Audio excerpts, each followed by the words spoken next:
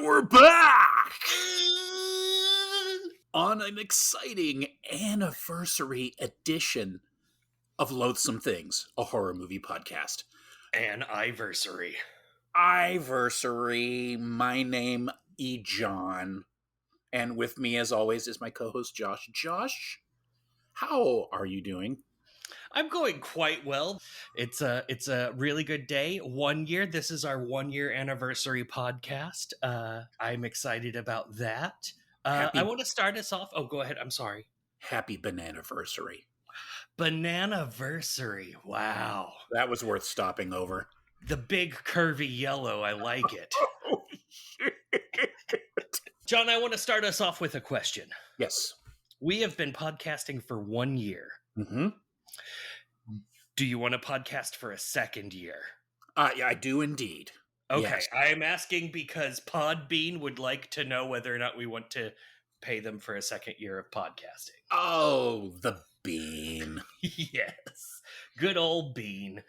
So I will tell them yes, and we will do another year of podcasting. You heard it here, folks. This is how you run a business. It's how you run a business. We just flicked the bean.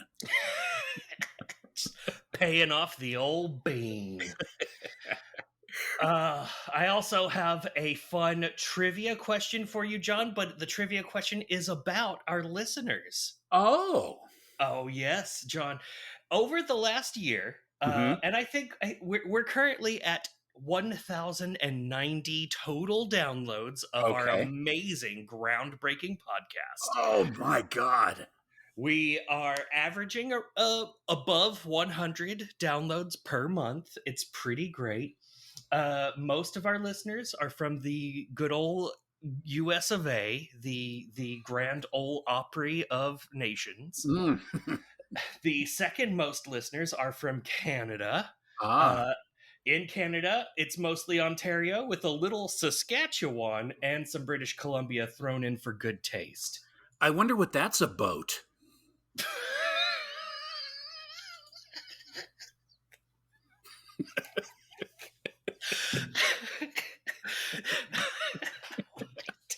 Well, there goes all the Canadian listeners.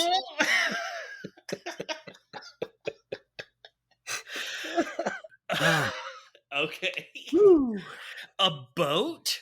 Yeah. Not even a boot? Yeah, everyone says boot here, but it's really more boat. Oh, wow. I think our Canadian listeners will appreciate that you got their boat correct. Including the Canadians in this movie. Oh, man. This movie, a Canadian film taking place in the United States for some reason. Because the Canadians came here because it costs more to shoot here? I mean, does it? I mean, Wisconsin. So, yeah. Yeah. Good cheese.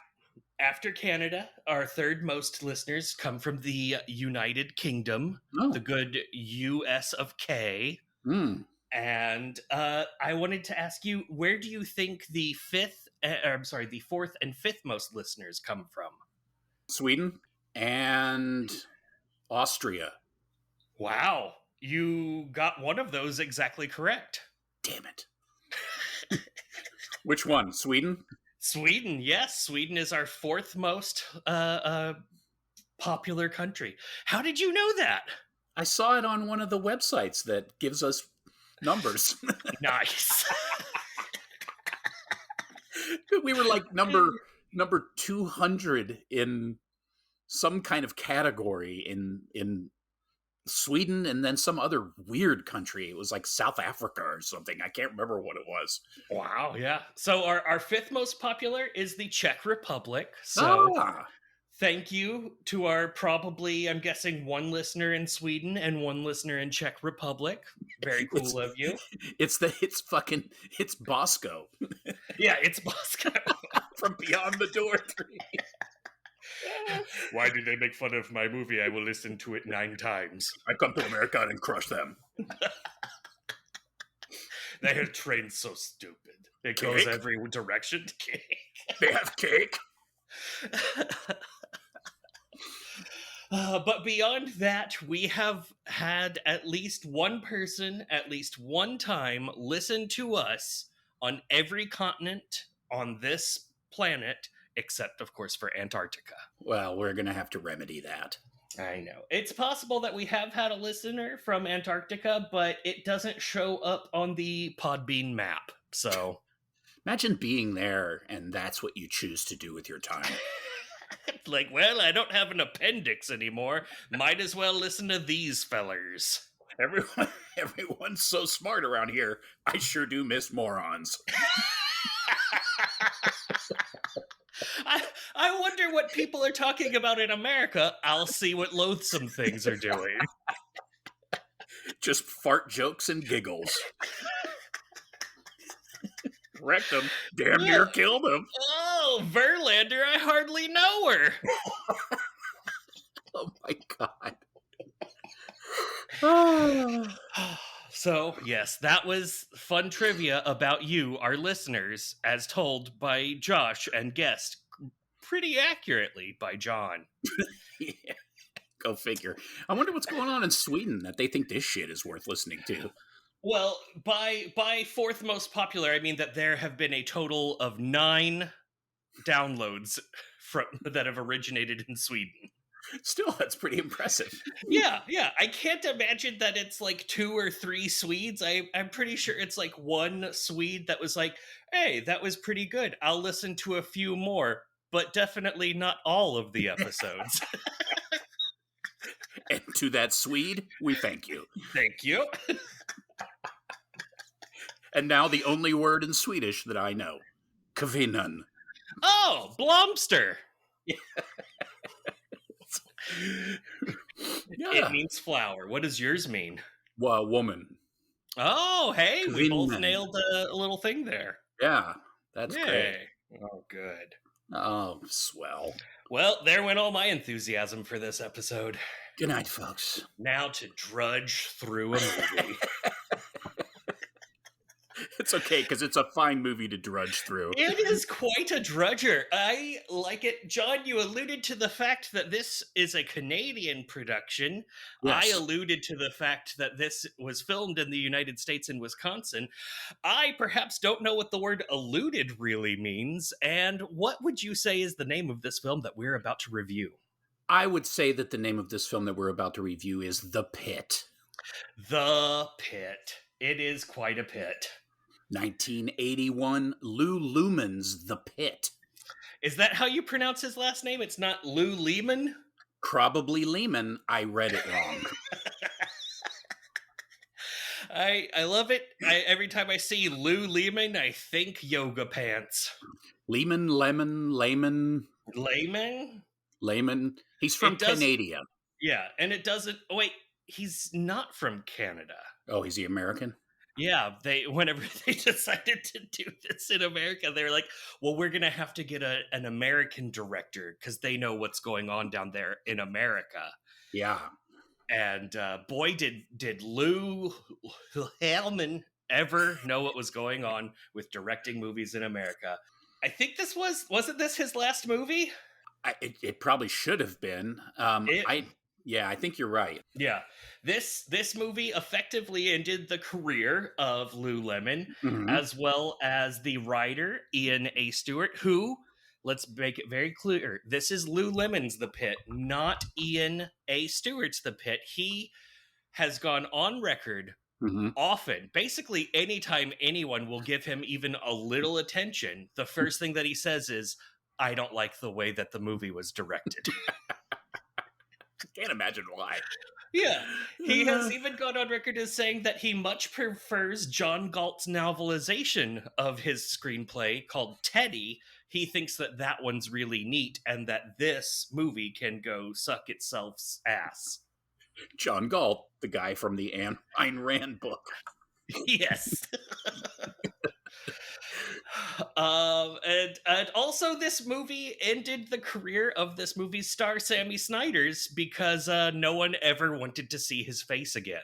Yeah, no kidding. But all is not lost because if you go to sammysnyders.com, oh God, you will learn that welcome to the dance home of Sam Snyders. Welcome to my dance site. This site isn't just about me. A lot of it is about you. Besides excuse me, a boat. A boat. This site isn't just about boat me. A lot of it is about you. Besides learning about who I am and what I do, you have a chance to tell me about yourself as well. Navigate through the site and learn about the classes I teach, along with where you can go to sign up for classes with me. Enjoy, Sam. Oh man, does he still have the same haircut? He somehow has managed to update it, but yet still have a horrible haircut. Yeah, I imagine there are many haircuts that look terrible on that guy. Dear God, he looks exactly the same. It's horrifying. Is it? Is it like Haley Joel Osment, where like it's still the same face, but it's just now smushed in a much larger head? No, he's well, yes, and yeah, Okay. except that he didn't bulk up like Haley. Okay. He's a dancer. He's live. I could see that. He had we get an eyeful of his lithe little body in this movie. Whoa. In fact, Ian A. Stewart, one of his complaints about this movie is that the main character, the actor that played the main character, was too muscular and too adult in bodily grossness. He is walking that line. Yeah, he is one bulky 11-year-old dude. I'm sure he's pretty hairy too. Oh yeah. Not in this movie. He's slick as a baby. You can just bathe him. Folks, this movie's really unfortunate in some of the things. It does not often remind me of Butcher Baker Nightmare Baker, but instead of it just being the implication of this being the child of a person, this is a very sexually active movie about a child and children. Yes. It's a piece of work. It is an entire piece of work, and I thought it was pretty great. Oh, it's awesome. It's a classic for a reason. Yeah, it's not high quality. It is low quality, but it is the perfect kind of low quality that I love. It is a higher quality than the aforementioned Beyond the Door 3. Yes. Not by a whole bunch, but no. but better acting. Yeah, it's better acting. I mean, it has this feel of like a made for TV movie, like a Sunday night special or some shit, or like a movie of the week type bullshit. Yep. In fact, most of the actors, or a lot of the actors in it, were Canadian television actors on shit. What's that stupid Canadian show about the dog? I don't know. You know the one. Stupid Canadian show about the dog? Yeah, it's a stupid Canadian show about like an ultra heroic dog that is basically of human level intelligence. I have no idea. Littlest Hobo, that's what it's called. Oh. Long running series, in fact, like rebooted multiple times series, The Littlest Hobo. A lot of these actors are from there. And then they took them from their native Canada and put them in Wisconsin to film this movie with some guy that didn't know how to direct a movie. Yeah, at all. At all. Also, the editing is terrible. Yeah, it's pretty bad. Yeah, it's all around it's not great, but it's just so bonkers and out there that it's highly enjoyable. Oh, for sure. It's a blast to watch. Yeah, I love it. I've watched it lots of times. Re-watching it to record about it didn't bother me even the slightest. Yeah, it's it definitely rewards multiple viewings. Yes. It's just so ridiculous. It's like that. It's it's just another one of these movies that operates in some sort of weird cultural vacuum where it's like creating some version of reality that isn't even close to anyone's actual version of reality. just so far away. It's like everyone in the movie is so incompetent and strange, but somehow they have houses and jobs and they make money and pay bills, but they're all just so weird and nothing makes any sense. Nothing's logical. It's great. Yeah, it's and it's one of it's weird. Part of the reason that it is so incompetently directed is the weird tone shifts in the movie, because you'll go from like butcher baker nightmare maker creepy inside of the house gross weirdness where you think like a murder is going to take place, but then there's also like demonically possessed toys, and then also like slapstick comedy that would fit really well in like an episode of the Andy Griffith Show. And even the soundtrack is all over the place and nothing makes sense. It really doesn't. It's like, so yeah, it's really just all over the place. Like they had these like the director had these different elements that he wanted to incorporate into the movie. So instead of trying to think of some logical way to put them together, he just shoehorned all this stuff in there. Like the teddy bear, like the teddy bear is so, obviously there was, if you read about, a lot more emphasis put on the teddy bear in the original story and all that kind of stuff. Well, that's fantastic, but that doesn't mean you have to. It's imperative that you put some sort of weird bear with glowing lights like the Belial bear or something. Like it didn't make any sense. It was just like, why is this here? This kid is bizarre and fucked up already. Doesn't need some stupid bear telling him what to do. And the bear made sense apparently in the original screenplay. Like all of it like worked together apparently kind of nicely, according to the guy that wrote the screenplay, of course. Sure. But then apparently the director, Lou Lemon, was just like, nah, what if we did it this way? Wouldn't that be spookier? Also, what if it was a comedy? Didn't see that coming. 1981, let's go. Oh man, yeah. Well, I mean, it is funny, but not because of the reasons they tried to make it funny. No, those reasons just went right out the window. But it did gain its own little thing. It's also pretty upsetting. Some of the stuff going on in here is yeesh. But it all fails to land on the level that like Basket Case, like all like that's a silly scrappy nonsense movie I think from the same year as this, and it's funny, it's cheesy, it's low budget, and it's scary, and then like the things in it that are really upsetting super really land. And in this one the upsetting stuff is more of just like I don't like that makes me feel vaguely uncomfortable.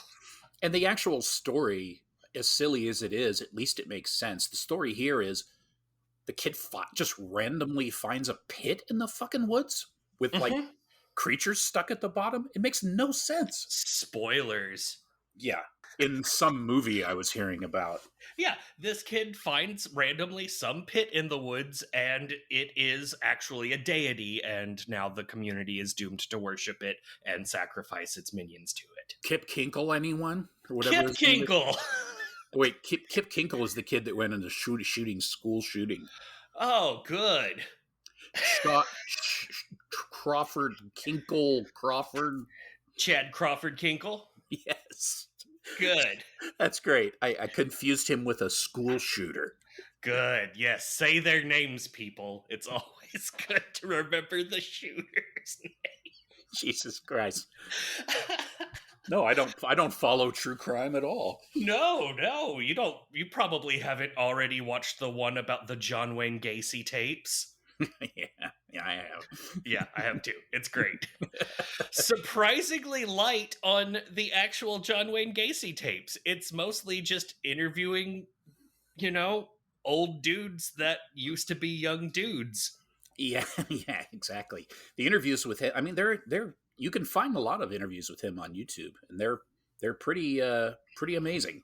He was a real messed up dude.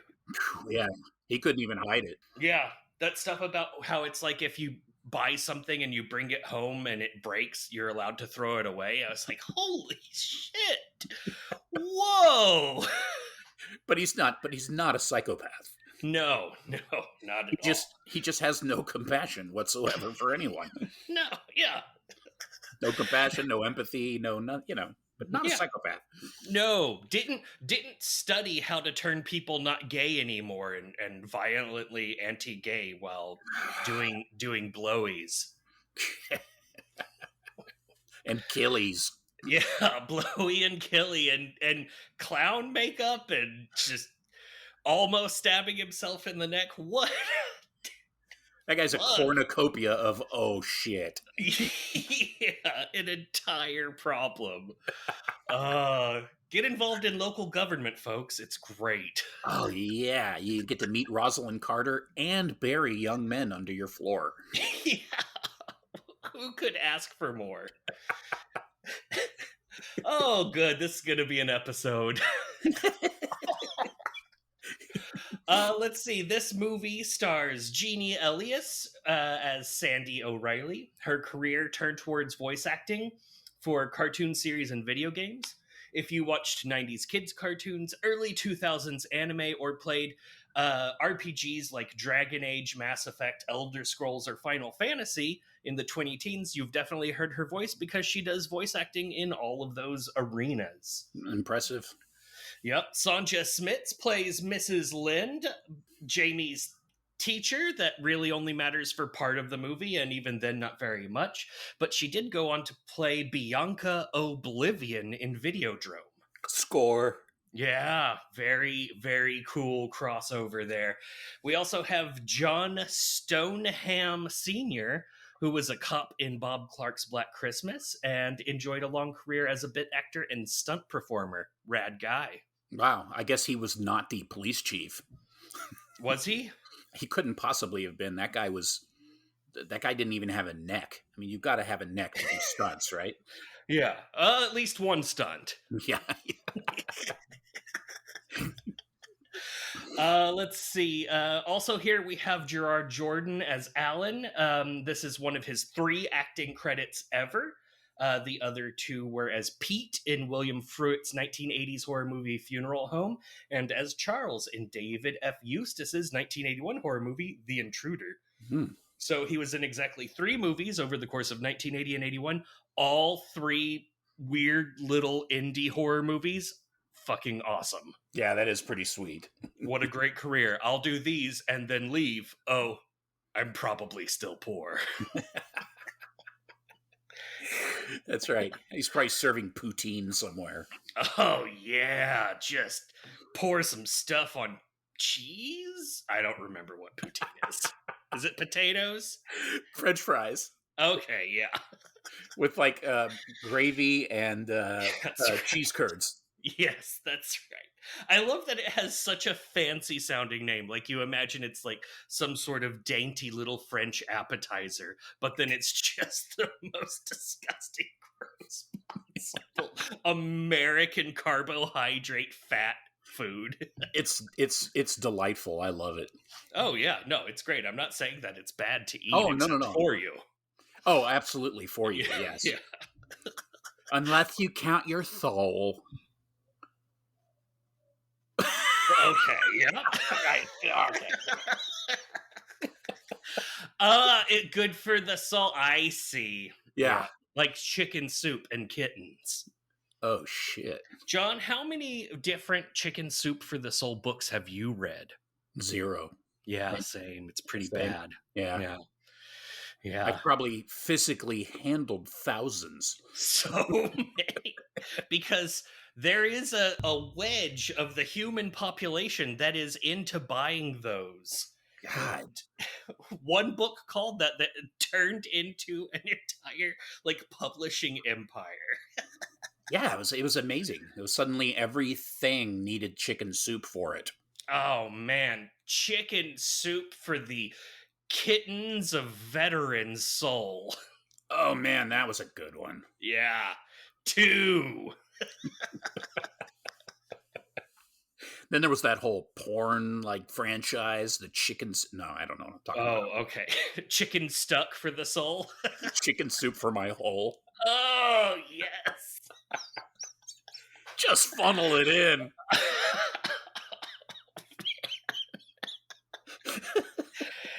2 girls, 1 soup. 2 girls, 1 bowl. Fantastic. All right, so folks, I would go ahead, maybe you not so much, John, but I would go ahead and say go watch the movie. It Oh, yeah. is available on all of the different streaming services that you don't have to pay for, but what you do have to pay is with your time for watching some of the worst commercials imaginable. Hope you like random car commercials repeated over and over again. Oh yeah, like the same one stupid insurance company with an emu, but like that one commercial over and over and over again. Oh yeah. Oh, sure, gonna use that business. Oh, definitely. They don't remind me of Washington Mutual at all, and things went great over there. Fucking nightmare. Okay. So go out there, go watch that movie. That movie, again, is The Pit from 1981, directed by Lou Lehman, not the screenwriter Ian A. Stewart, and then come back for us to spoil and comment on it and you to listen along. Including you, Ramon. I think you'll like this one. Yeah, this movie. He may have already seen this one. I'm not sure. But if he hasn't, you need to go see this, Ramon. It's ridiculous. It's very good. Loathsome fan Ramon. Keep on doing cool things. Keep on trucking, bro. And we're back to Loathsome Things. John, why don't you start us off on this rip-roaring good time of doing this movie? Okay. Sure. Okay. So we've got this kid. His name is Jamie. He's got the worst bowl cut you've ever seen in your fucking life. Yeah, like worse than a first Star Wars Luke Skywalker. Like, yeah. Oh, yeah. It's just awful. It looks like somebody cut out a hairline in a tennis ball and just put it on his head. Yeah, and outside of that top layer, it's like all gritty and horrible in there. Oh, God. It's got snacks up under there and stuff. Oh, man, the worst snacks. So the movie opens and Jamie's dressed up as a ghost. It's Halloween. It's at night. And he's having... You see a flashback scene right away, which is a flashback within the flashback that the movie opens on, essentially. Yes. So already off to a troubled start. Yes. He's upset because he got punched by Freddie the douche, who's like the jock or whatever in school. And so he approaches Freddie dressed like a pirate and Christina dressed like a ballerina. Christina the ballerina. Yeah. And he lures them into the woods because, what does he say?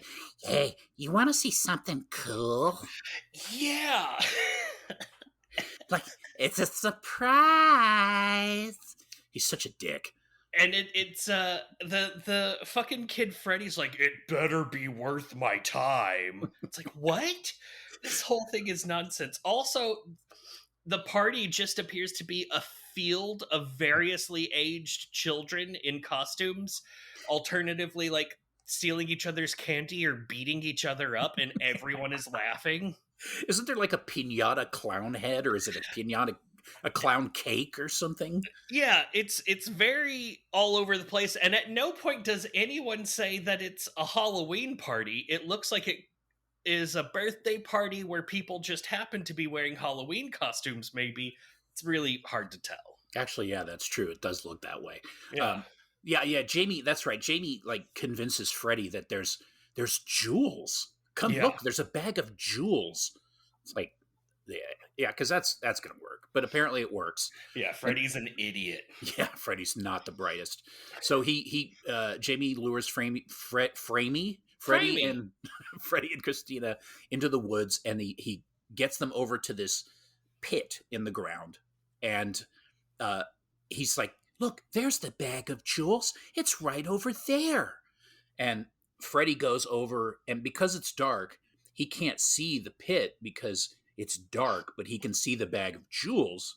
So he walks around the pit, right along the perimeter, and then sees the bag of jewels. It's so ridiculous. And there actually is a bag of jewels for some reason. It's like it's a white bag on the ground, and he like pulls a string of pearls out of it, and he's like, "Oh yeah." It's like, what the hell? And then in the meanwhile, Jamie sneaks up behind him and somehow manages to make no noise. Gets up behind him, pushes him into the pit. Mm-hmm. And we get a title screen with flashes of pit monsters and a teddy bear with glowing eyes. Yes, the pit monsters also have glowing eyes. It That's kind right. of implies that there's some sort of connection between them, That maybe. they never really expand on, but it does No. imply that. And then you get the music, the music, it's like horrible TV music, just the worst. Yeah. Totally forgettable. Just imagine any shitty TV show from the 70s. Yeah. Yeah, like with meaningless string sections and all that shit. So, okay, so now we cut it. We're at school, and the teacher, Mrs. Lind, makes Jamie write on the board because he's been naughty.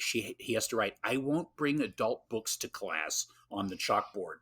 So this is his Bart Simpson moment where he's writing on the chalkboard, and his hair is ultra punchable. The teacher finds that he's got a book where he's cut out the women's bodies in the book, like nude bodies or whatever, but he's left the head and the feet, which is really troublesome. And then she takes the book back to the librarian, and and then she goes back to the classroom, and she says to Jamie, which I find this is a great line: "Rub it off and go home." Mm-hmm. Yeah. Rub it off. Which I'm sure he went home and rubbed it off as well. Oh man, he's definitely at that stage of maturity. So the cutout, it turns out, matches the ransom style cutout of her nude that he sends to another teacher. It sends to the teacher. That is it. Same No. teacher. It's the librarian. It's the librarian. Yeah, he's found a picture of her face and he's pasted it onto the naked body from the book, the library book that he has defaced. And then sent it to her in this weird ransom style letter. That's right. Yeah. And it's really, really bizarre. So he's obviously, severely emotionally disturbed. Yes. So while the librarian is matching the cutout to the book that's been returned, Jamie's of course peeping on her, which he has a tendency to be peeping on people at very crucial moments throughout the story. Yes, a lot of peeping. He's all the way up on like the fire escape. Yeah, it's so weird. Yeah. And then we cut to they're at the house and or we're at home, and Jamie's mom is interviewing like a potential babysitter and warning her basically in the process. We're trying to kind of prepare her for Jamie because of his peculiarities. And then and that's a really excruciating scene because anybody would be like, fuck this, I'm out of here. Mm-hmm. So in the middle of this scene, we replay Jamie getting punched for asking Freddy if he can join his club. And because that's a good place to just intersperse that scene. We want to know about his peculiarities. So here's a kind of a taste of his peculiarities. He asked Freddy if he could join his club. Freddy told him to go pound rocks or whatever. So, and then punched him in the face. And then what's that? Oh no, and that was the flashback within a flashback that we got at the very beginning of the movie. Like 5 minutes ago. Yeah, so like we're getting it again right here. It's like, why is this happening? We could have just seen him lure the kids at the beginning of the movie and then, make some sort of a connection later when we see the scene where he asks to join this stupid fucking club that no one cares about. Yeah, this club that only exists in this one scene. Like, there is no other mention of a club. I can't imagine it's a very cool club. Yeah. There's this girl with the guy that punches him in the face, and she's got a bike with her. She laughs in Jamie's face. So then we cut back, and Mom is warning the sitter that, Well, one thing about Jamie, you might find that he has a tendency to develop a crush on his babysitters, which is really the understatement of the century. Oh yeah. A crush is the least of her concerns. So we find out that Sandy, the babysitter, is paying her way through college by babysitting exceptional children, as she says. And then she says some of them are real terrors, which is amazing. Yeah. And then we hear about poor Jamie. Everyone treats him bad. And then Dad comes home, and Dad has a really impressive middle-aged white guy afro and polyester suit. Oh man, he puts off some vibe. This is where I put fuck their decor. Oh yeah, the inside of the house is just horrible. Man, everything's like barf brown and avocado green. Picture the inside of a house in 1980 Wisconsin. Yes, There it is. And there you are. Yeah, lots of crockery. Think. Yeah. Mm-hmm. Yeah. Oh, it's the best. Macrame. Yeah. Then now we see Jamie. We see this lady. Sorry, we see this old lady in a wheelchair. She's a blind lady, and she's talking about him. She sees him, and she says that he's not right. He's going to grow up to be, quote, one of those hippies. Because, I mean, clearly that's what he's all about, peace and love. Yeah, that's this kid. I guess hippie is like a catch-all for losers. As it turns out, Jamie has these strange imaginary friends, and his dad thinks he's a nutcase, and he's got a little terrarium in his room, and he's keeps his friends in there a toad, and also snakes, right? Yeah, I think he might have snakes too. He has other animals. Yeah, all in the same terrarium together. Yeah, snakes and toads in a terrarium. Must be a really well-fed snake. What a cool kid. Let's go to his house.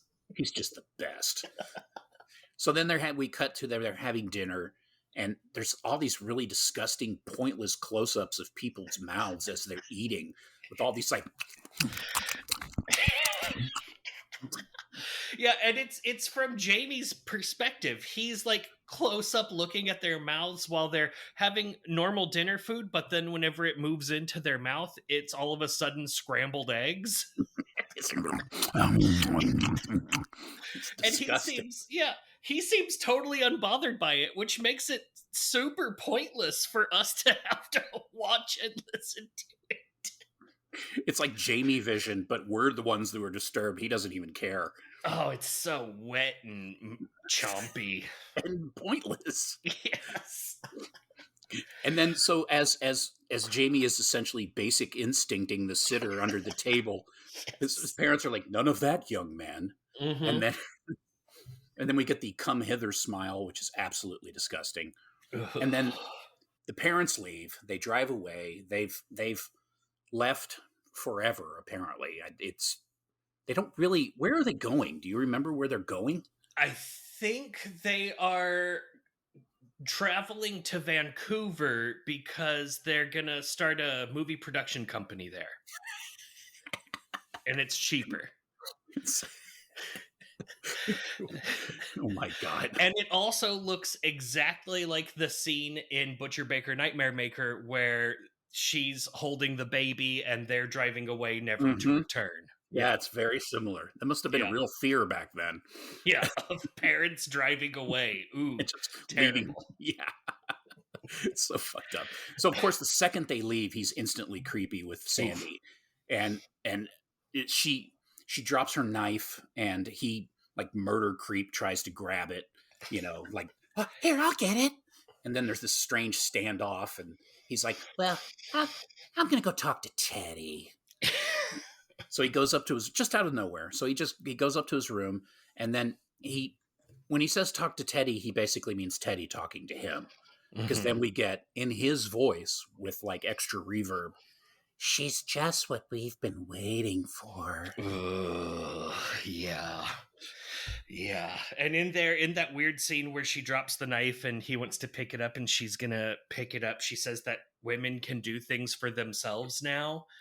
And it's just like this one little barb of that in there where it's like, what are you going after? Where's I don't Yeah, know. Okay. I don't really feel the women's lib in this movie, but okay. No, no, I don't. um so then all of a sudden we see the bicycle girl from earlier and the librarian lady. They're in their living room and they're doing these weird stretches. They're both like sitting down, anus down on the floor with their legs stretched out wide, and they're like canoe like Pringle spooning each other while doing this, and with their arms up high, going to the left 1 2, to the right 1 2, to the left 1 2, at a fast pace. And they're talking about Jamie the whole time because no one in this movie can have a conversation that is not about Jamie. Oh my god. And they come to it like the librarian's like, no, don't say bad things, and the girl's like, well, then how would you describe it? And she says, I'd say that he's distressing. Which, great word. Yes, he Yes, is quite distressing. Yes, he is. And then in the bedroom that night, oh god, Jamie is in the bed with Teddy, and Teddy is giving him instructions on how to get a look-see at the babysitter's boobies. He's like, Yeah. oh yeah, no, she's in there right now, and then this is gonna happen, and then what we're gonna do is it's gonna be like this, and then you are gonna get to see some boob.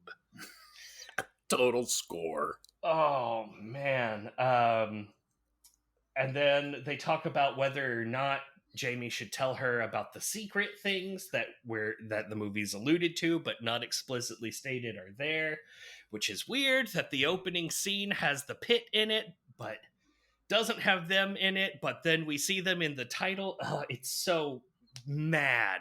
Like It's a little jacked. yeah. Was it in this scene where he does like he sees like the silhouette of her boob? Was that here where he like asks for water?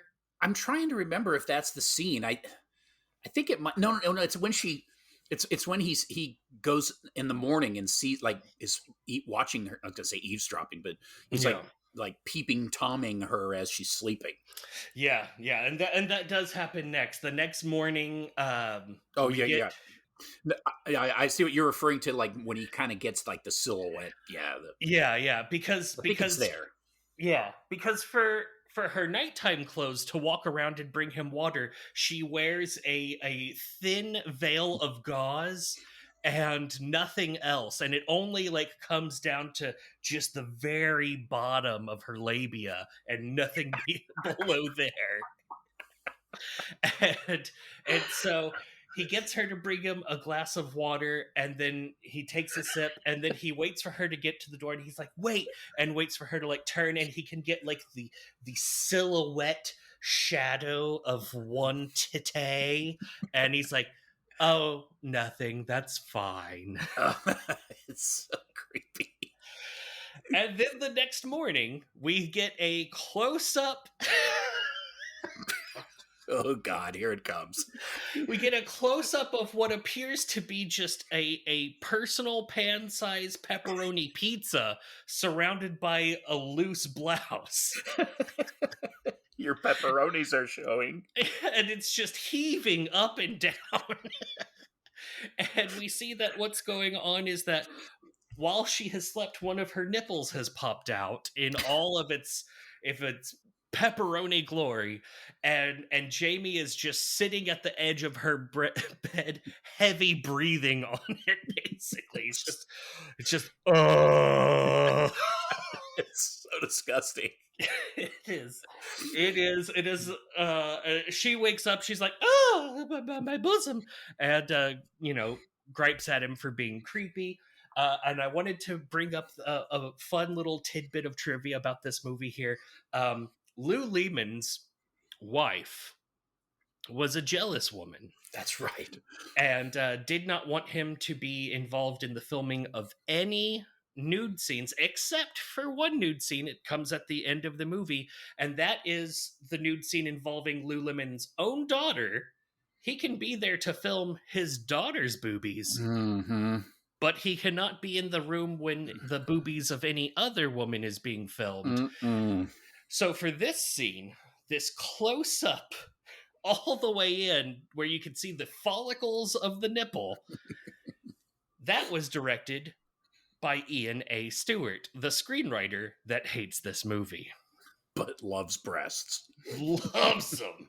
Loves them. And is very, very educated on child sexuality. He has opinions about child sexuality.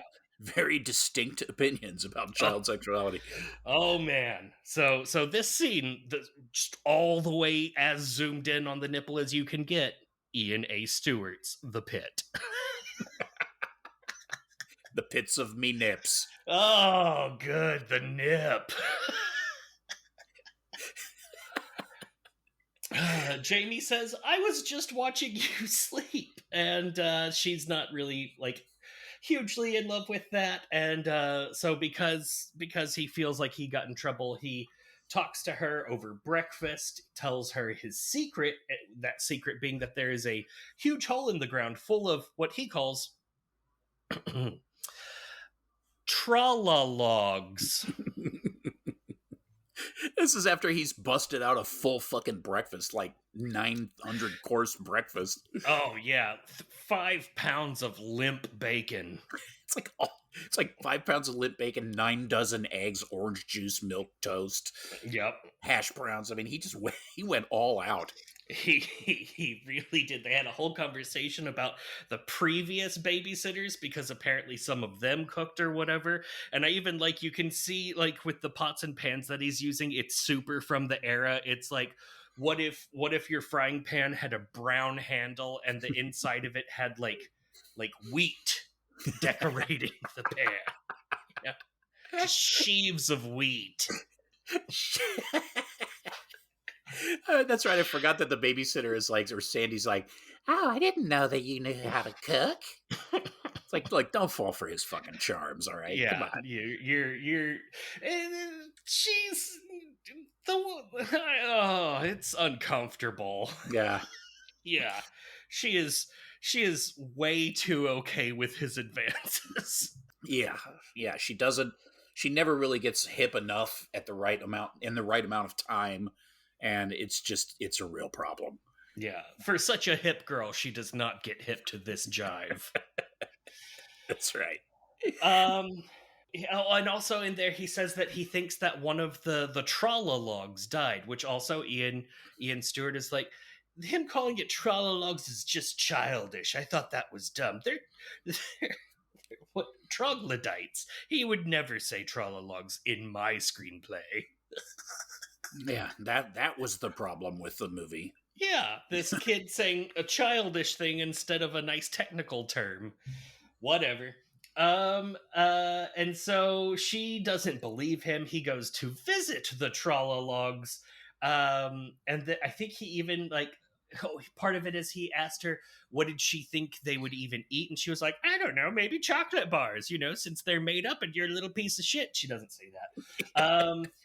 But he tries to feed them chocolate bars and they just growl. We get an overhead shot of them. They look like not gremlins, but the other ones. I don't remember what the other ones Critters? are. Yeah, Critters. The one where one of the sequels, there's a huge ball of them. Yeah. Or the Ghoulies or whatever. Not Ghoulies. Those are the toilet guys. Oh, that's the toilet guys. Fuck Ghoulies. Yeah. I'm just kidding. I'm sure those Critters. movies are fine. Yeah, they're terrible. Yeah. Basically, it's just like a bunch of mullets crawling around in the bottom of a pit. Picture Ewoks if they'd been set on fire, like Ewok costumes, if they'd been set on fire for a little while, so that they're quite melty. Yeah. They're like anti-Ewoks. I guess that would make them cows. Okay, yeah, I see it. Yeah. Whoa. Yeah. And they all have this little backpack on, and it's a hopper, and in that hopper is 3 plates. What? No, okay, it's a fine. Oh, it's a Star Wars joke. Yes, yeah, that famous Star Wars character, Plates. Oh, plates. I don't think we've released that one yet, have we? We haven't. That's a deep cut for the future. Oh, People are going to shit. have to reverse engineer the joke. It's Oh, great. stay tuned, Swen. Whoa. Let's see. They go to Sandy's boyfriend's football game. Earlier, Jamie found out that she had a boyfriend. He wasn't happy, or that she had a boyfriend. He's not happy about it. And then at the football game, Jamie actively roots against the boyfriend to the point that, like, Sandy's there and she's cheering because her boyfriend did a football thing. And then he's like, no. It's so good. Oh, It's so man. ridiculous. I love how Sandy in this scene looks like she's dressed like fucking Sherlock Holmes. Yes. It's got like the London fog jacket and the. It's like, what the fuck are you wearing? The costume design is not very inventive in this movie, but it is super, like, just out of nowhere. Like, oh, okay. I guess women put on unitards in order to work out in their own home because it's 1981. Yeah, lots of turtlenecks. Oh man, a lot, but not the cool ones. Not like from Black Christmas. These are the worst ones. Yeah, these are bad. These are synthetic fibers. Oh yeah, Steinmart grade turtlenex. Wieners. It comes dirty. Wieners! I forgot about wieners. Damn. That's Throwback. store in certain parts of the country. Is it still? No, it's gone. Okay, it's like the Shoney's of wearing clothes. Wieners. And then they go back home. The guy, the boyfriend, says that he's gonna, like, teach Jamie to throw a football or some shit like that. She wants him to be like a male role model for Jamie or whatever. As soon as the car stops, Jamie gets out and books it for the house, gets to the column of their covered porch, and then lurks behind it like a weirdo, probably with his ass pointing out the opposite end. And at this point, the football dude's convertible soft top, like, transformers out, because I didn't even know they had that in 1981, but oh, is it good? So he closes the top on his convertible, and then Jamie gets to watch them play tonsil hockey. And is it ever glorious, but full of hate? Like, ooh, that makes me horny, but I hate it. I hates it so much. It's disgusting. Oh man, so not good. Then later, Sandy hears Jamie crying in his room. She's all like, "Oh, is everything okay in there?" And then she hears, and we can tell it's Teddy because it's got the little distortion on it. We hear Teddy say, "Go away." Jesus Christ, this movie is all sorts of fucked up. And even, I like the fact that it's Teddy's voice and that she's like, "Oh, well, that sounds like Jamie, but it sounds weird. I guess that's his cry voice. Okay, bye." Good enough for me. Then Sandy goes to the library. Miss Livingston, the librarian, is there. Sandy is looking for child psychology books. Maybe she should have read those since her career is in this. And Miss Livingston goes over to help her. She hasn't seen her in there before. She says, "Oh, I'm here.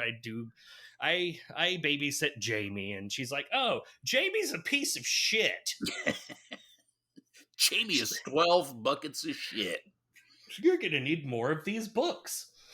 And that's about the end of that. The Jamie goes over to the bicycle girl, and she apologizes for being mean to him earlier in the movie when she called him like a weirdo or whatever and wouldn't let him play on her bike, and he doesn't have a bike because he did a bad thing with the bike, right? Isn't that a detail that we got? Yeah. Something like that. Yeah, something. He shit on it or something, I don't know. Yeah, he shit on his own bike. And so she was like, "I'm sorry I was mean to you. Here, you can play on my bike." And so Jamie thinks that's neat. He jumps on it, to ride away on it, and it turns out that it's she has disassembled her entire bicycle, but put it together in a way where it looks like it's assembled, all for this moment where she knew Jamie was going to be there precisely at this time. And so when he jumps on it, it falls apart into like 20 individual bicycle pieces, and she laughs at him.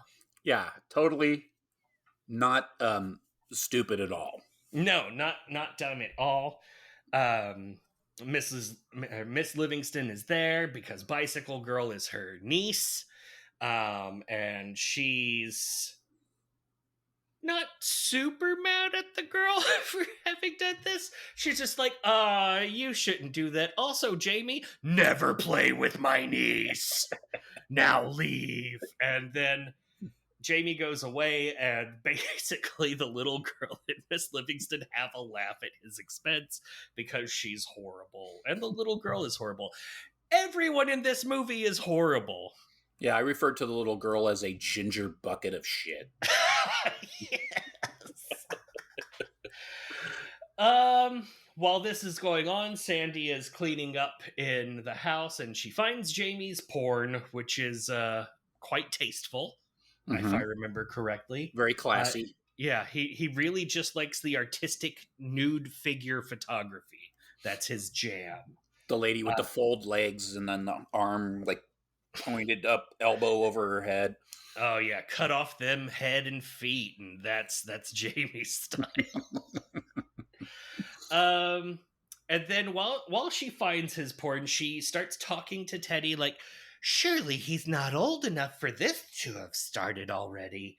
And then she's confused because like he's got porn under his bed, but also he has a teddy bear that he talks to. She's like, this is a weird combination of child psychology. Obviously, myself, a undergrad, is the right person to be treating this child in this manner.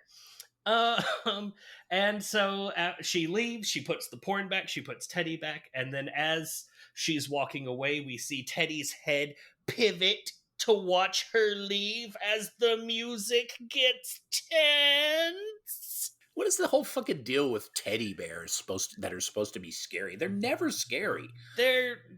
I cannot think of a time that they've been scary. Maybe the like giant like animatronic size could be a little scary.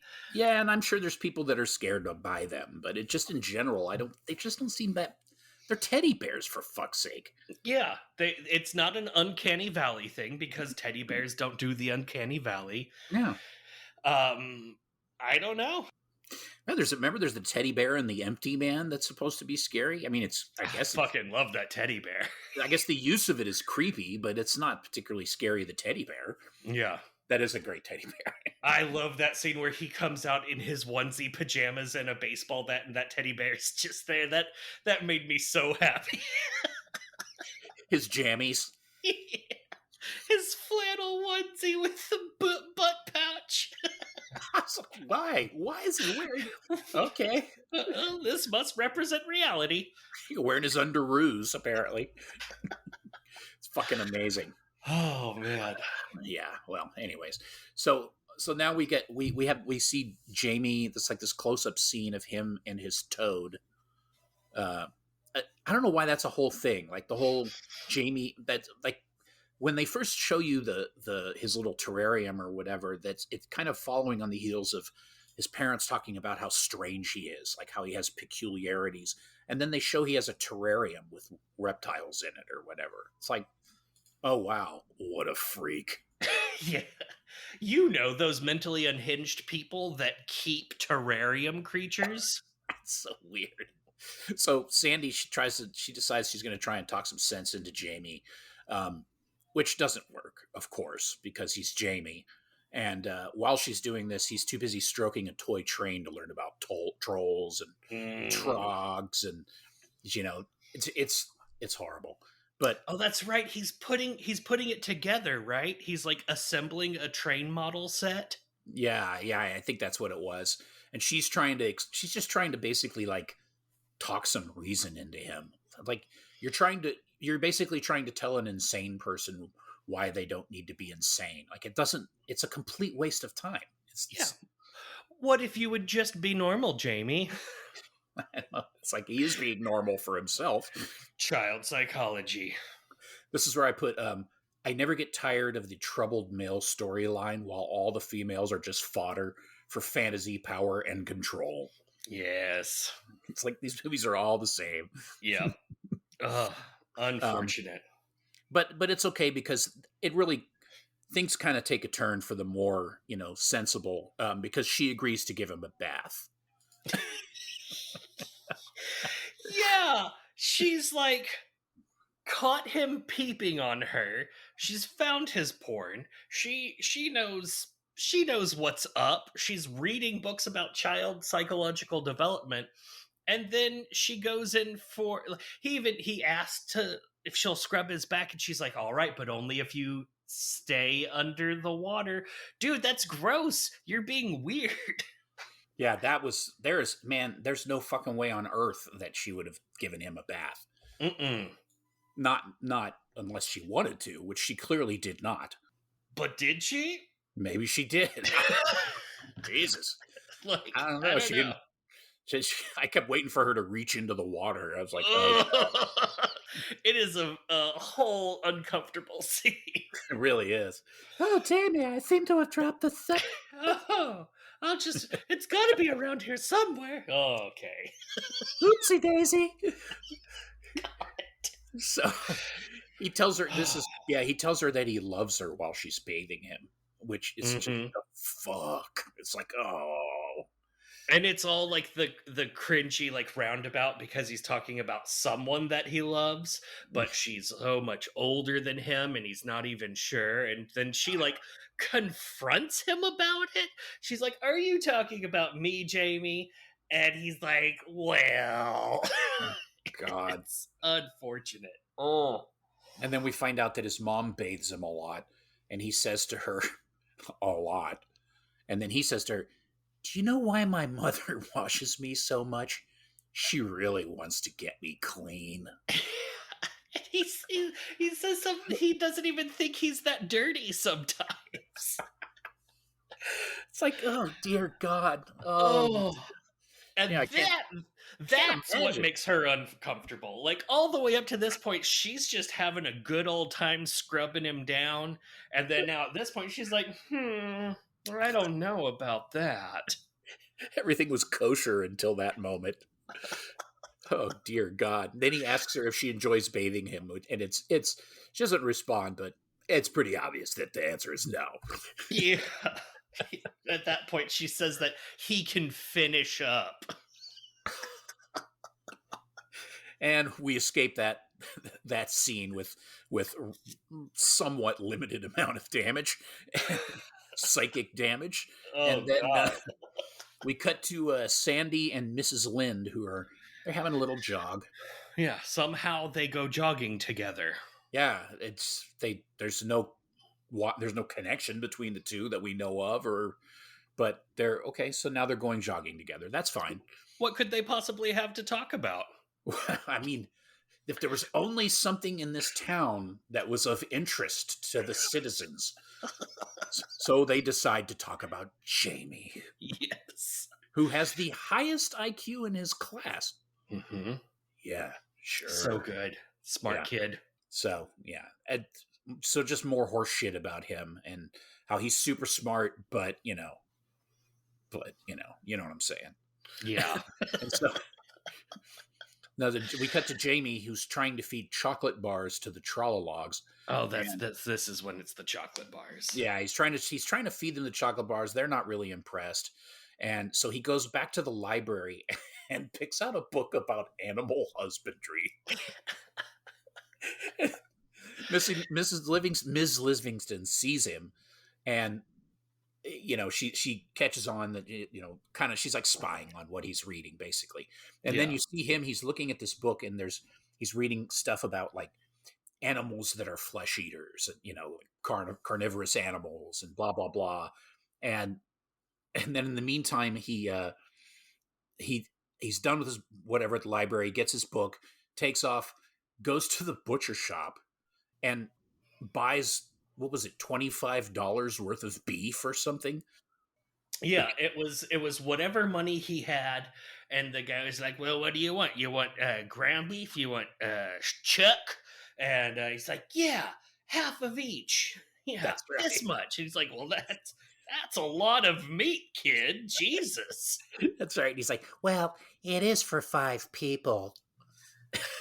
It's so horrible. It So is for five dot dot dot people. that's right. That's right.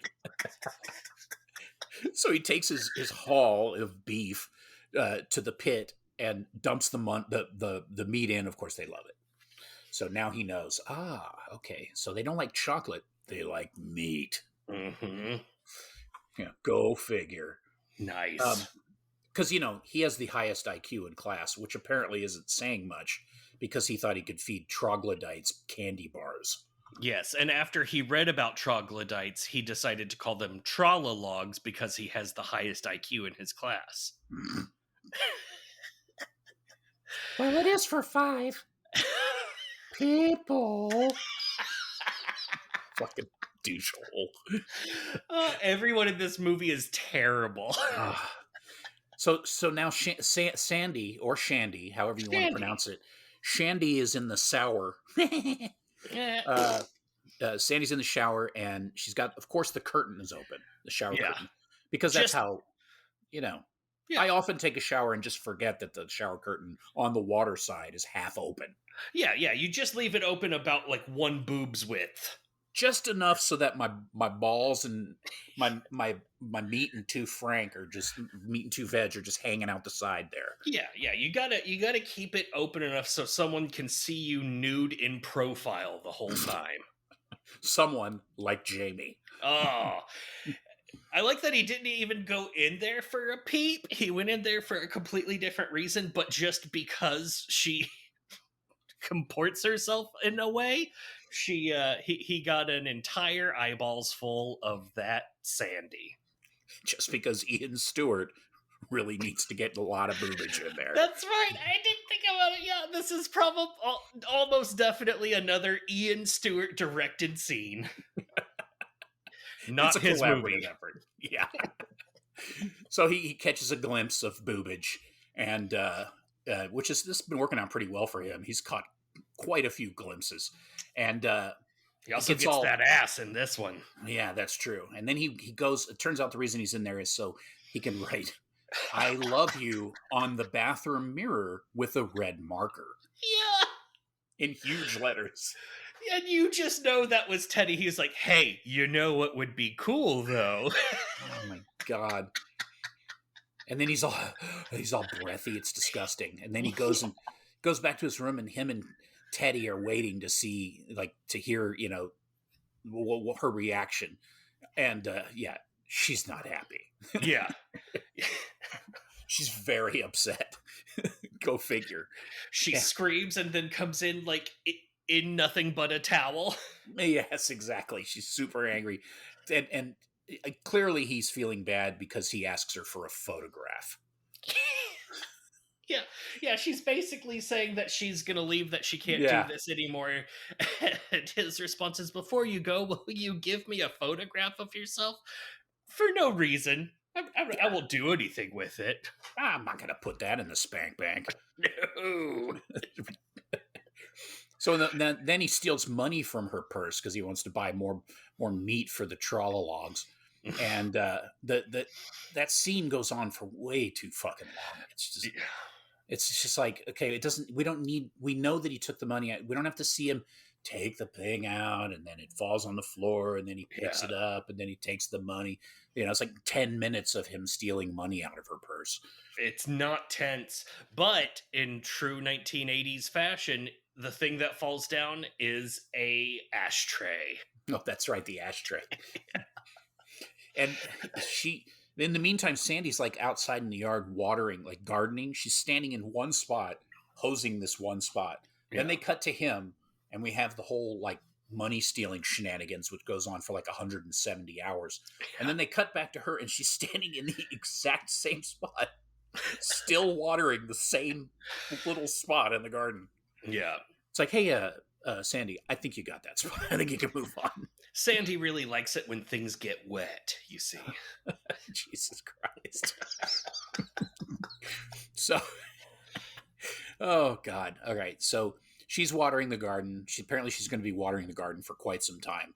So he takes off, and along the way he runs into the Ginger Demon and Miss Livingston, and they refer to him as a stupid dick face or something. I don't can't remember what. I believe that is their diction. That boy has a stupid dick face. Aunt Livingston, is that boy a stupid dick face? Yes, he is. Teddy said he's going to come up with a plan to.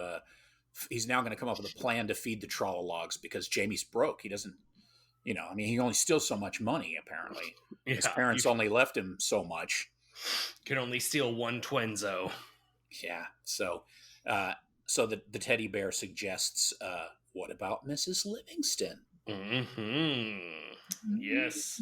So Jamie and Teddy enact their Miss Livingston scheme, which seems like it's going to be a hostage situation with a cash payout.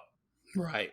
And you see what's happened is that Jamie has taped himself Home Alone 2 style and calls her on the payphone, hits play, and so then has this conversation with her where it's him just on the recording of him and her actually talking on the phone. He says that the bicycle girl has been kidnapped, that he's kidnapped her, and that but then instead of making a ransom demand, he has now made it to her window, and he wants her to take off her clothes. And he has a Polaroid camera, and she does it. She just takes off her unitard and points those titties at the window, and he takes photos of her. And at that very moment, Abigail, her niece, the bicycle girl, whose name is always pronounced Abigail, walks in and is like, Aunt Livingston, what the fuck is wrong with you? And then she clasps her clothes to her bosom and looks out the window. It's like, you little shit! And it's a very comical moment for everyone. Oh my God. That is the weirdest whole, okay, the teddy bear has just basically told him that his great plan is that they're going to start luring people into the pit, and they're going to start with Miss Livingston. So he enacts this plan. Jamie enacts the plan by calling her and convincing her to take her clothes off. Yeah. So he can take a picture of her. Yeah. Okay, sure. Yeah. Okay. I'm not sure how the trogs fit in, but sure. Well, you see, John, this movie is not in any way a reflection of weird masculine complexes in 1980s America. Oh, okay. Yeah. Well, at least I can check that off. Yeah. You see, whenever Miss Livingston took her clothes off at the window, in no way did it even seem a little bit like she was enjoying herself.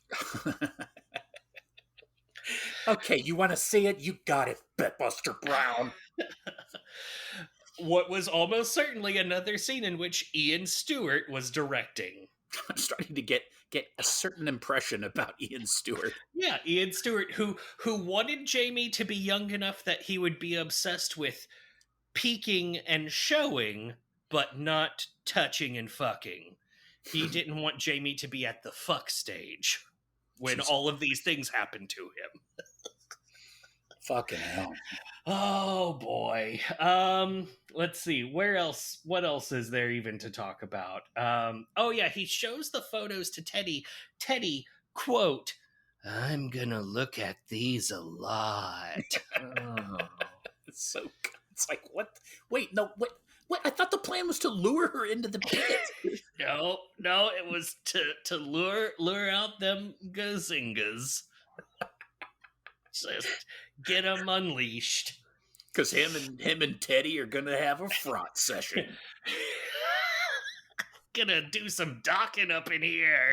Lemon party. Oh, they're so old. Uh, Uh, Sandy then confronts Jamie about stealing the money. It doesn't really go great for anyone. She asks her boyfriend Alan to talk to him, and Jamie is like a spy, got his hand over the receiver on the other one and is listening into their phone conversation, and he gets upset about it. He's like,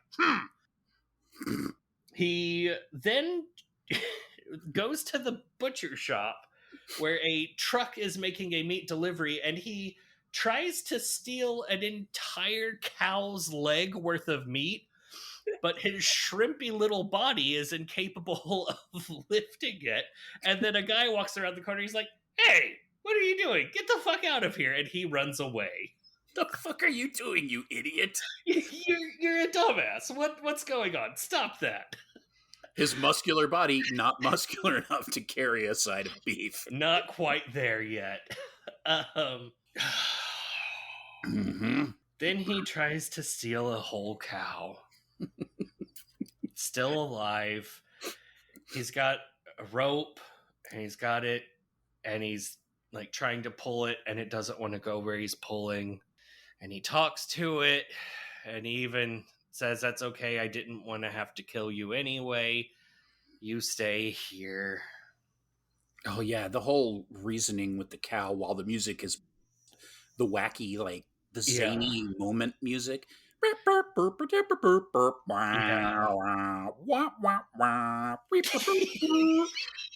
is. He's just like, "God, Mr. Cow, because people were gonna eat you anyway. So, but I guess I didn't want to have to do that.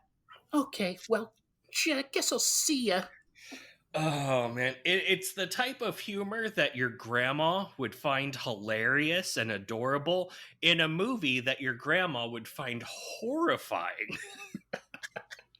In a movie that would cause your grandma to put you in a military academy. Oh yes. Oh well, that one part was funny.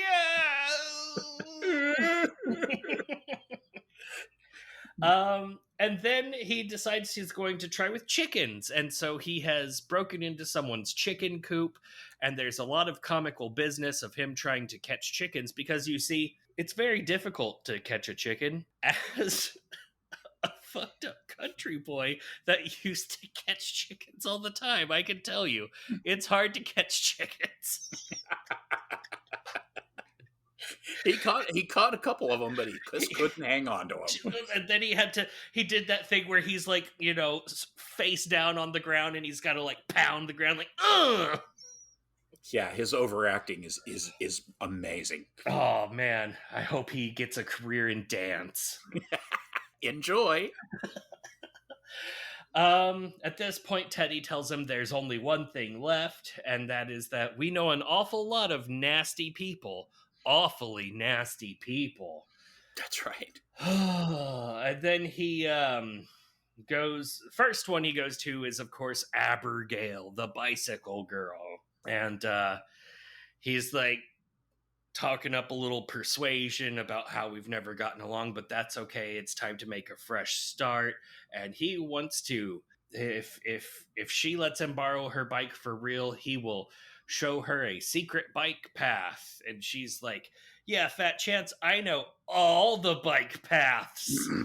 And he's like, "All right, then I'll show you." So he, during cartoonish music, he like leads her into the woods, and she's mountain biking kind of on her little sidewalk bike and having a hard time. And sure enough, he pushes her into the pit. Tricks her right into the pit because apparently she's blind all of a sudden. Like, how did she not see the fucking gigantic hole in the middle of the woods? Yeah. Yep. So the first one he feeds is Abigail. And at this point is important because it's going to be happening a lot. When you go into the pit, there is an order of events in which you die. First, you don't know the pit's there usually. So well, occasionally you know the pit's there. Right. But what happens is as your like center of gravity is shifting and you are striving for terminal velocity, at that point you scream, and then no impact noise occurs. But as soon as you are no longer visible above Right. the rim of the pit, you are screaming. Once you are no longer visible, now below the rim of the pit, you stop screaming. There is no sound of your body hitting the ground. There is no sound of your body being torn apart. There is Mm-mm. just the sound of the pit monsters, the trollologs, making grunties. Every time. Yeah. Yeah. So as soon as you realize that, as soon as you fully realized that you were falling into the pit, that's when you stop screaming. Yeah. You Yeah. apparently you fall through some time portal, and Yes. then the trollologs start groaning.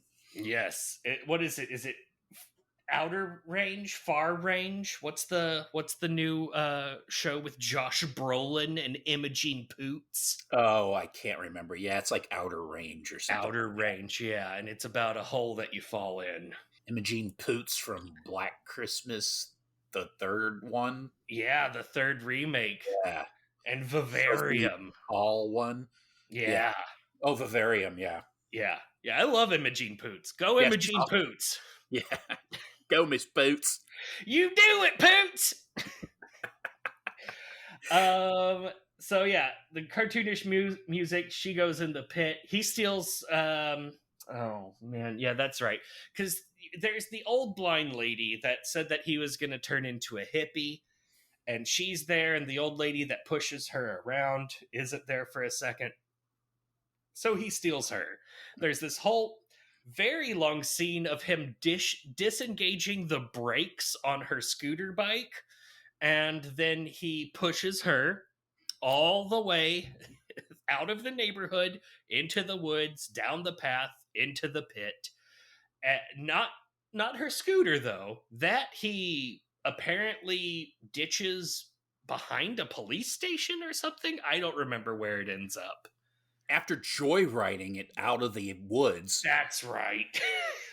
Yeah, it's like he's not strong enough to carry a side of beef, but he's strong enough to push an entire fucking human in a wheelchair up a hill through the woods. You know, whatever. Yeah. But the zany music probably motivated him. Yeah, and I believe when we talked about it, you had juxtaposed this movie with the movie Mac and Me, and I believe this scene is the reason why, because in Mac and Me there's the famous scene with the kid going down the hill towards the pit in a wheelchair, and this movie has this scene with this music.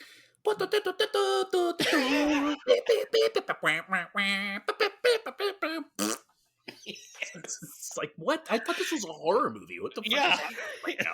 It gets very silly. Like, I don't know why, but that's what we're doing. And then, yeah, you're right. He drives the scooter out, which now he could steal a side of meat, because all he'd have to do is pull it out of the truck and onto that scooter, because that scooter is apparently quite rugged.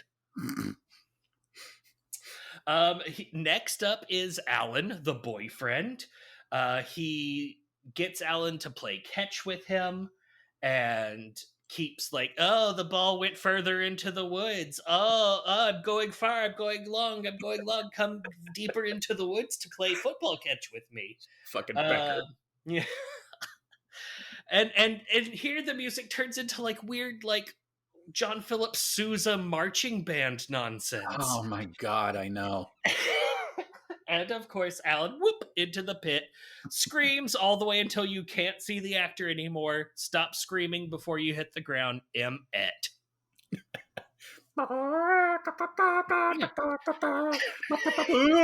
Yeah. I guess because football is America, therefore we have to John Philip Sousa. John Philip Sousa your ass right into the pit. So fucking stupid. Because he only puts bad people in the pit. Why is that Yeah. guy bad? He didn't do anything. He didn't do anything. He just made kisses on Sandy. Oh, that's right. He busted a move on the love of Jamie's life. Yeah. God. Yeah. Which Yeah. she is definitely going to be real broken up about Alan's departure. Yeah. Really upset. Oh, man. Can barely go on with her dates. So back at the house, back at the crib, Jamie and Teddy are talking about finding more meat because apparently these things are never satiated. Like, I don't know. It's weird. And so then we go back to the opening scene again, right? The Halloween scene, which, Yeah. like, the whole fucking thing. They show the whole scene again. The entire scene. It is more than a minute of scene over again. So apparently, through the course of this story, it maybe was in the fall, or maybe just for no apparent reason, he just showed up at some party where kids wore Halloween costumes for no reason. Yeah. He is dressed all the way in both the original scene that we saw and in this exact same scene that we're seeing. He is dressed like a Scooby-Doo ghost. He's got like a sheet over his head with the eye holes and then like a piece of fabric tying it around his neck. Yeah. So he looks like one of those like lollipop ghosts with the tissue paper over them or something.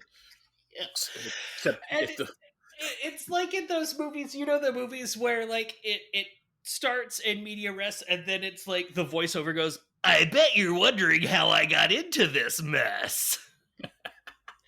But he never says that. It just does that thing and then it's worse.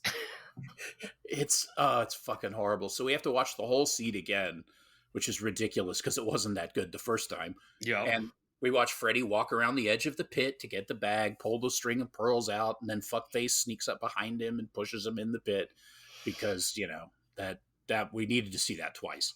Yeah. So back to the regular movie, Jamie is chasing Christina through the woods, the little girl in the tutu, and he gets her up to the edge of the tutu and sneaks up at the edge of the tutu, edge of the pit, and sneaks up behind her. Again, she doesn't hear him until he says something like, "Hey, Christina," or whatever, and she faints into his arms. And then he puts her down on the ground and starts talking a bunch of horse shit about, "Gosh, you sure are pretty, but you're not pretty inside." Oh man. And all this his weird justification for why he's about to feed her to troglodytes. And before he does, he takes her tutu off and says, "You're not going to need this anymore, but I am." I don't like it. That's not creepy at all. No. Oh, God. And then he says, "I'm sorry about you," and a bunch of shit about bad people, and "Goodbye, pretty girl," and pushes her into the pit. Yeah, he like, for a while, he's like baby carrying her, and then he just like sets her down at the edge of the pit and kicks her the rest of the way in after beginning to disrobe her. It's real not okay. It was very strange, and yeah. Yeah, I was getting some strong James Franco directed backwoods style movie vibes off of it. Like, this will not go anywhere good. No bueno.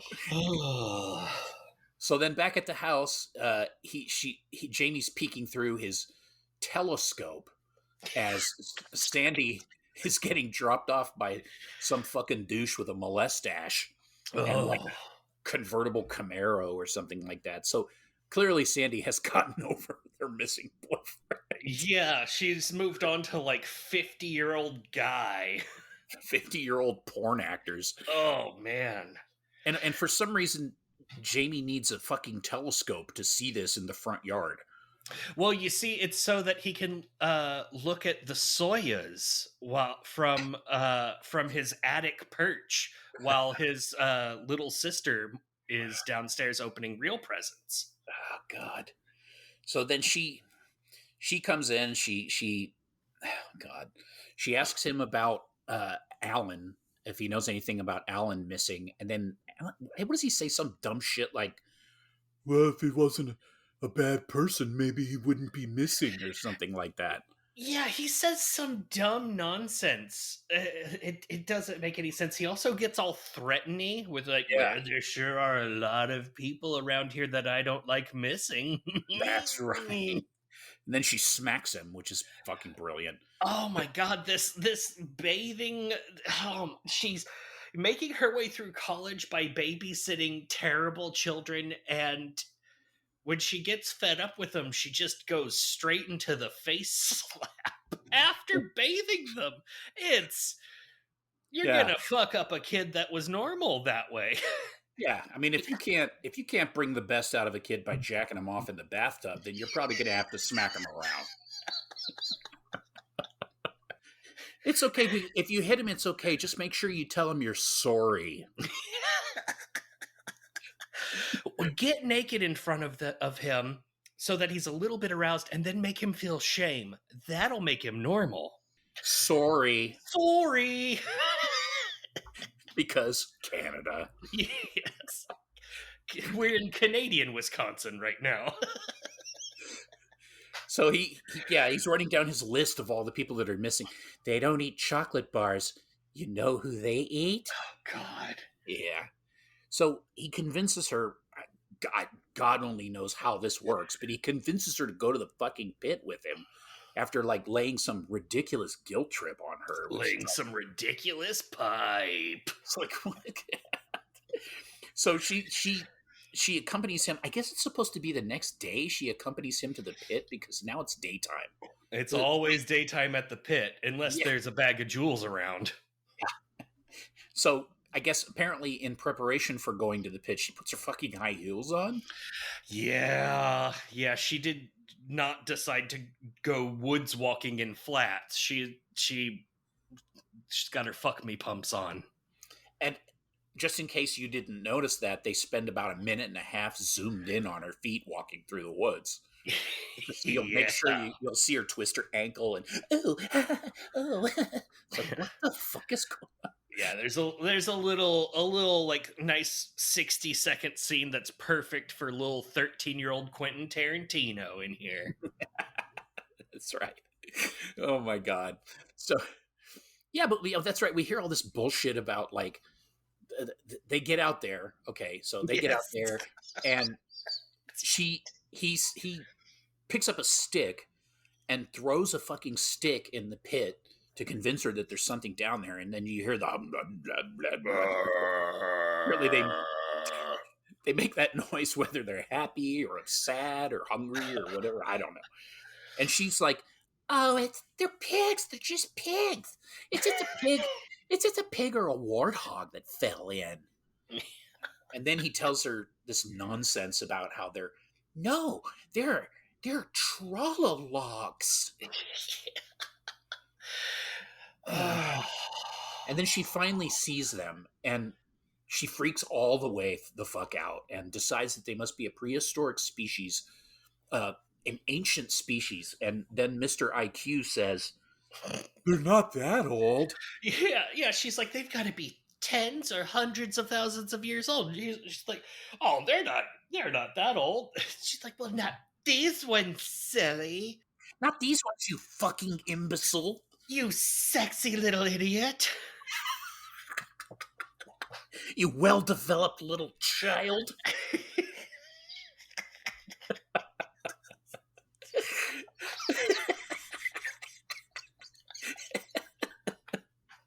Oh my god.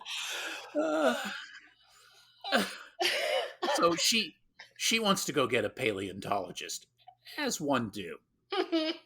But instead she falls.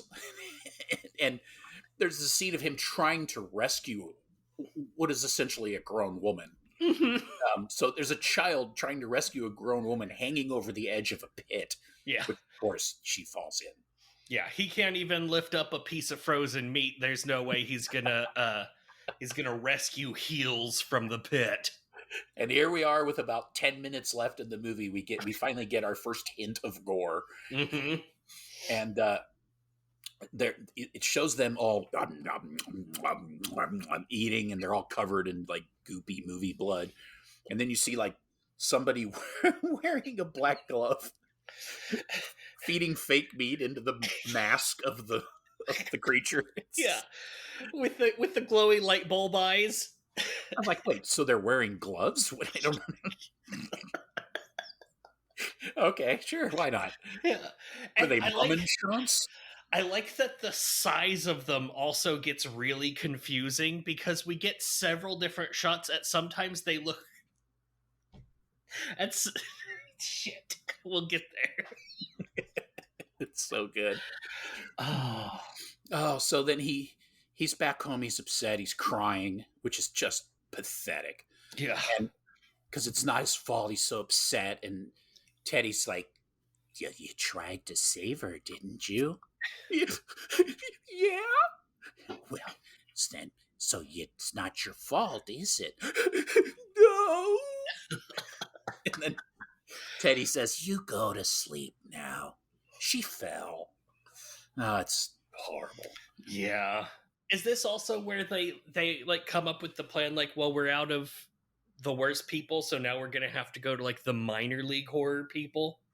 I don't remember if that was there. I don't think it was there. Maybe Okay. that may have already happened, but no, I guess not. Yeah. Because well, they ate Sandy, so yeah, maybe it is there. But A nice, delicious Sandy.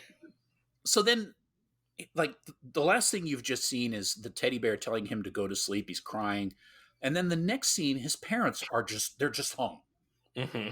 There's no explanation for how they came home or if anyone contacted them, if they came home early, if they came home at the regular amount of time. What the fuck did this kid do in the meantime? None of that. No explanation. Parents are just home. Yep. And they're talking about Sandy being missing, and they're clearly very concerned. Like Oh man. they don't even seem to care. They're just like curious, basically. Yeah. They're super waspy. That's the whole thing, is that the mom is like, oh, well, you know, he's just a shiny-dicked little horrible my little man. And the dad's like, yeah, he's terrible. I hate him. But, you know, what are you going to do? Put him through college? Probably. What are you gonna do? Give him another strokey in the bathtub? I mean, so then the cop shows up, and it's this cop that's got no neck. I mean, the guy has no fucking neck, and he looks like a vampire. He's so weird looking, like an old man vampire. He's so unimpressive. All the cops in these 70s and 80s movies are just the worst. Yeah. They're so dumb and incompetent. Unlike real police officers.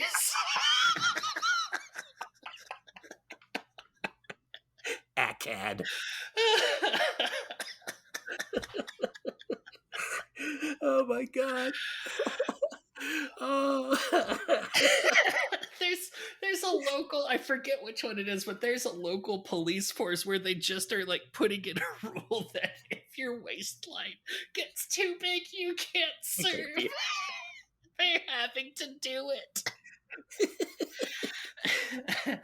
Rigid. Oh, good. Okay. Woo. You must be at least this racist to serve on the police force.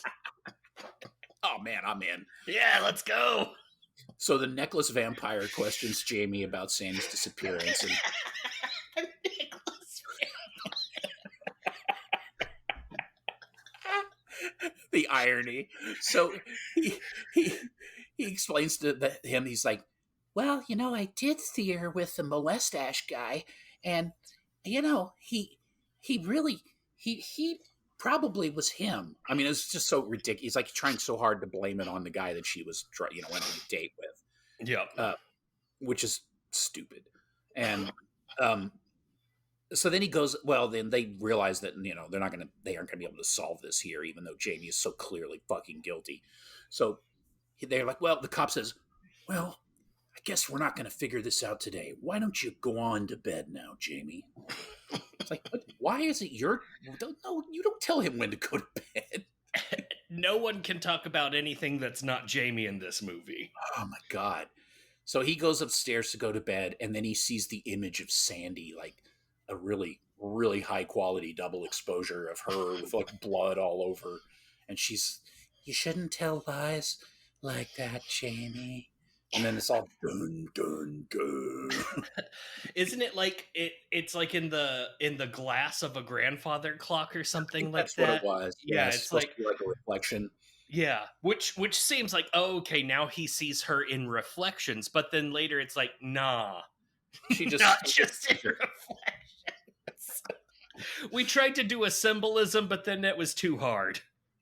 Yeah, we were like, fuck it. There's no mirrors in where we shot the next appearance. Yeah.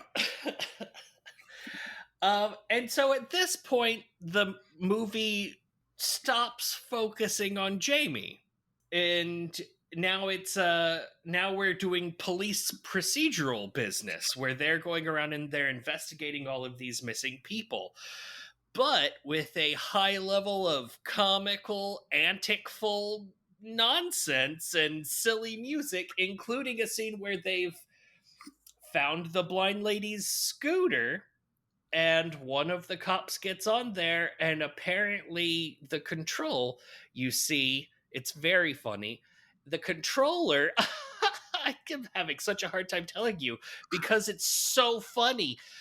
The controller, you see, gets stuck in the go fast forward position, and then he has to like do the whole thing where like his legs shoot up and he's like, ah! It's so funny. Oh Oh, man. The oh, physical comedy. He's like the second coming of Lucille Ball. It's so good. uh. I'm like, what the fuck is happening right now? Why is this Yeah. happening? Yeah. And yeah, wow. Um in addition to all of this, we see that even though Jamie stole the girl's tutu before he Mhm. murdered her, Christina, whatever. He stole the tutu. He also uh, took the photos of Miss Livingston. All of this he did before he'd ever even seen Mustache Guy. Right. But then he used those keepsakes from his murders and planted them in Mustache Guy's car. So you see, it Plus the must be. tape recorder with the recording of his voice. Is that in there too? Yeah, fucking vampire neck shows him the fuck. He's like holds it up and he's like, "Well, what's going on here, Mister Molestache? In How do you explain these items in your car?" incontrovertible proof. Fucking goddamn. At a point when they already had fingerprint technology. They also had ear technology. Yeah, basic ear technology. Well, this sounds like someone ran little Jamie's voice through a computer, but a child couldn't have a computer. It must be a mustache. Clearly, this guy with the mustache that drives the convertible Camaro is a very clever criminal. Oh yeah. So case closed. It was the mustache guy. Movie over. End of the police part of the story. And then we go now. Jamie is he's at the pit. His family is going to move out of state or whatever, somewhere else for a fresh start. And he's not going to be able to provide for the Trala logs anymore. And he's very sad about it. Doesn't he And go so, live with it? Don't they move him away to live with his grandmother or some shit? yeah, something like that. So Yeah. so his parents who clearly were sick of his shit already, like they go away, they come back, things have gotten even worse, and so they just ship him off to his grandmother. Yeah, I guess they figure he won't be horny for old people. Won't he? Hey, Grandma. Bath time. Bathsies. And so since he's not going to be able to provide for the Trala logs, but he doesn't want them to die, he ties 2 ropes to a tree and tosses those ropes down so they can climb out and fend for themselves. That's a high IQ move right there. Oh, it's such a good move. I mean, he was thinking ahead, which shows a high IQ. Yeah. Oh, those poor trolologs, how are they going to eat innocent human flesh? Oh, I know. I can tie 2 ropes around the tree and just throw them in the hole and then go to my grandma's house. Just toss them down. Yeah, right before I go. No problem. I don't see what could be wrong with this. So the Trogs get out. They start eating everyone. There is a scene with a young couple at a mud pit, I guess you would call it. It looks like maybe mining used to go on there, and this is just what's left over of the sludge. And they are clothed while swimming around in it, and the guy gets tired, decides to take a nap peekaboo style in just his little cutoffs. Meanwhile, his girl is like, "Come into the sludge, let's do tit stuff," and he's like, "Nah, I'm gonna take a nap and get a real weird tan line going." I'm tired. And so, Yay, is what that means. so then she waits a little while and then takes off her top so that her dad can film her tits in real life. And to be fair, kudos to Dad, because they're remarkable, really. Great job, Dad. I mean, if you're going to film a pair, you might as well make it those two. Way to pass on them titty jeans. Oh, man. He must have been so proud. Oh, man, look at her go. You did the best you could with what you had, Ian, but... I'm glad my wife let me do this scene. Jesus God. This movie's so fucked up. It's really messed up. And the instant them titties come out, then the monster bumps out of the water behind her and gets her. We've seen them now. We saw them climb out. And what's going on here, dear listener, is we've got little people. We have people with dwarfism and other such business. I guess for the anime fans, I guess I would say they're in like Go Tanks costumes, where it's I guess kind of like a hedgehog, if a hedgehog could walk around on their hind legs, looking business. And but in this scene with the tits out, with the daughter's tits out, it's like a full-size creature from the Black Lagoon style, one of those that gets her at full height. Yeah. Yeah, what the hell? Yeah. When she's getting trogducted into the lake, it's like full... Yeah, exactly. Yeah. Stupid. At least 5'10", whereas in all of the other scenes, we're looking in the 3 to 4 foot range. So... Okay, sure.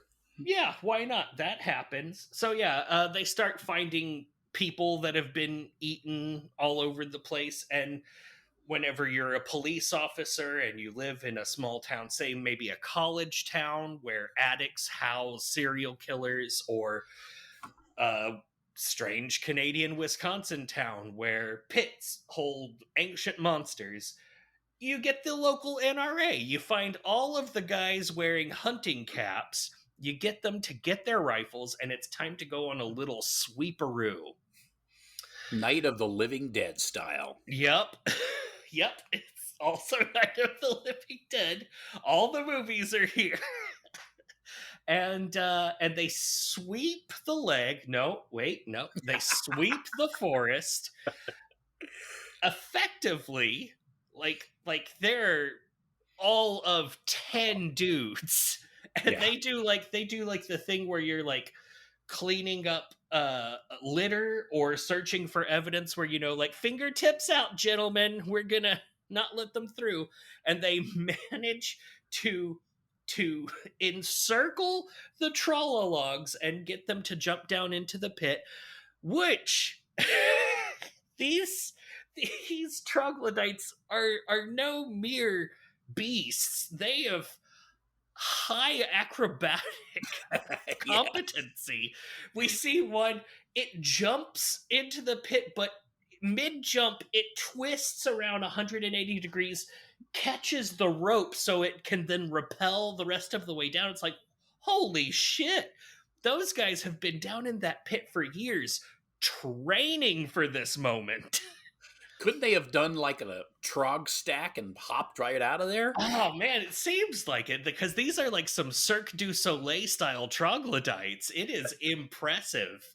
Yeah, that little move, it was like, whoop, whoop, hey, what the fuck was that? Whoa, alacrodites? I don't know. It's very impressive. And then the local NRA just shoots them all to death. Exactly. Yeah. They're highly athletic, not real bright. Oh, there's the scientific breakthroughs. Slaughter them. Make them unrecognizable as flesh. Just keep shooting until there's nothing left. Yep. Okay. Done. Yeah. Except no! Because now Jamie has to go live with his grandparents. He goes to live with his grandparents in some cornfield. Near this cornfield is a little girl who is going to be his new playmate. They go off into the woods to play. They start talking about neat stuff that she found. Near this cornfield, it turns out, is a 100% identical forest, almost like they couldn't afford a second set, with a pit at the center. And Jamie walks up to the edge of the pit and he's like, hey, I know what these are. They're called Trollologs, and they eat people. And she says, I know, and pushes him in. Movie actually over. Oh my god, it's such a great ending. What the fuck? That's an M. Night Shyamalama ding dong shock right there. Is the implication that these holes are opening up everywhere, or is the implication that he just happened to go to the one other place where a troglodyte hole had opened? Yeah, are they following him around? Is he psychically causing troglodyte holes to open in the ground? Did she have a teddy bear? There's so many questions that have to be answered. But no answers here because I don't believe there's a sequel. But this movie definitely needs a sequel. It really does need a sequel. That's true. Yeah, I want Imogene Poots to play this little girl as an adult, still talking to her motherfucking teddy bear. She's probably also got Jamie's teddy bear now and is just still feeding people to the pit. Nice. The pit. Y'all want to come see the pit? Daddy, I'm going to go pray about my marriage at the pit. Looks like I'm going to get my menzies. Should I go down by the pit? I swear I was just touching myself. Oh, fuck, dude. This movie is very strange, and I love it. Very strange, incredibly entertaining, completely ridiculous, not scary at all. No. In any way, shape, or form. Not even a little bit. Maybe as a reflection of American society circa 1981. Terrifying in that respect. Yeah. Like, the things that were and were not okay in this dynamic is just, woo. Yes, if you consider this movie a mirror being held up to 1980 America, very scary. Terrifying. I guess not just America, but Canada too. You guys are in this with us. We just were here. We provided the stage upon which Canada was able to tell this story. That's right. No kidding. Yeah. Wow. So Ian Stewart's screenplay was that the teddy bear wasn't really demonically possessed, wasn't really talking to them, and the troglodytes in the pit weren't real either. That all of those things were only taking place in Jamie's head, and that the rest of everything else was just Jamie talking about things that are fake. Ian Stewart thought that was a good idea for a movie. So no one actually dies in the book or whatever? Correct. Not in the book, in the screenplay. Screenplay, sorry. Yeah. So, wow. Okay. And so the director was like, nah, how about we make the things in the pit real? We also make the teddy bear questionable. What if we added some zany music? And lots of titty. Yeah. And Ian Stewart was like, I'd like the main character to be like an 8-year-old. That would be less creepy, you see. And the director was like, no, we're going to get like a 13-year-old kid off of the baseball team. Then we'll just say he's 11 and then make sure and have the babysitter give him a tuggy underwater. Yeah. Yeah. Get after that wee wieneroo. Jeez. Yeah, this movie, I don't know, man. This might be the we've covered some pretty troublesome stuff, but this might be the winner so far.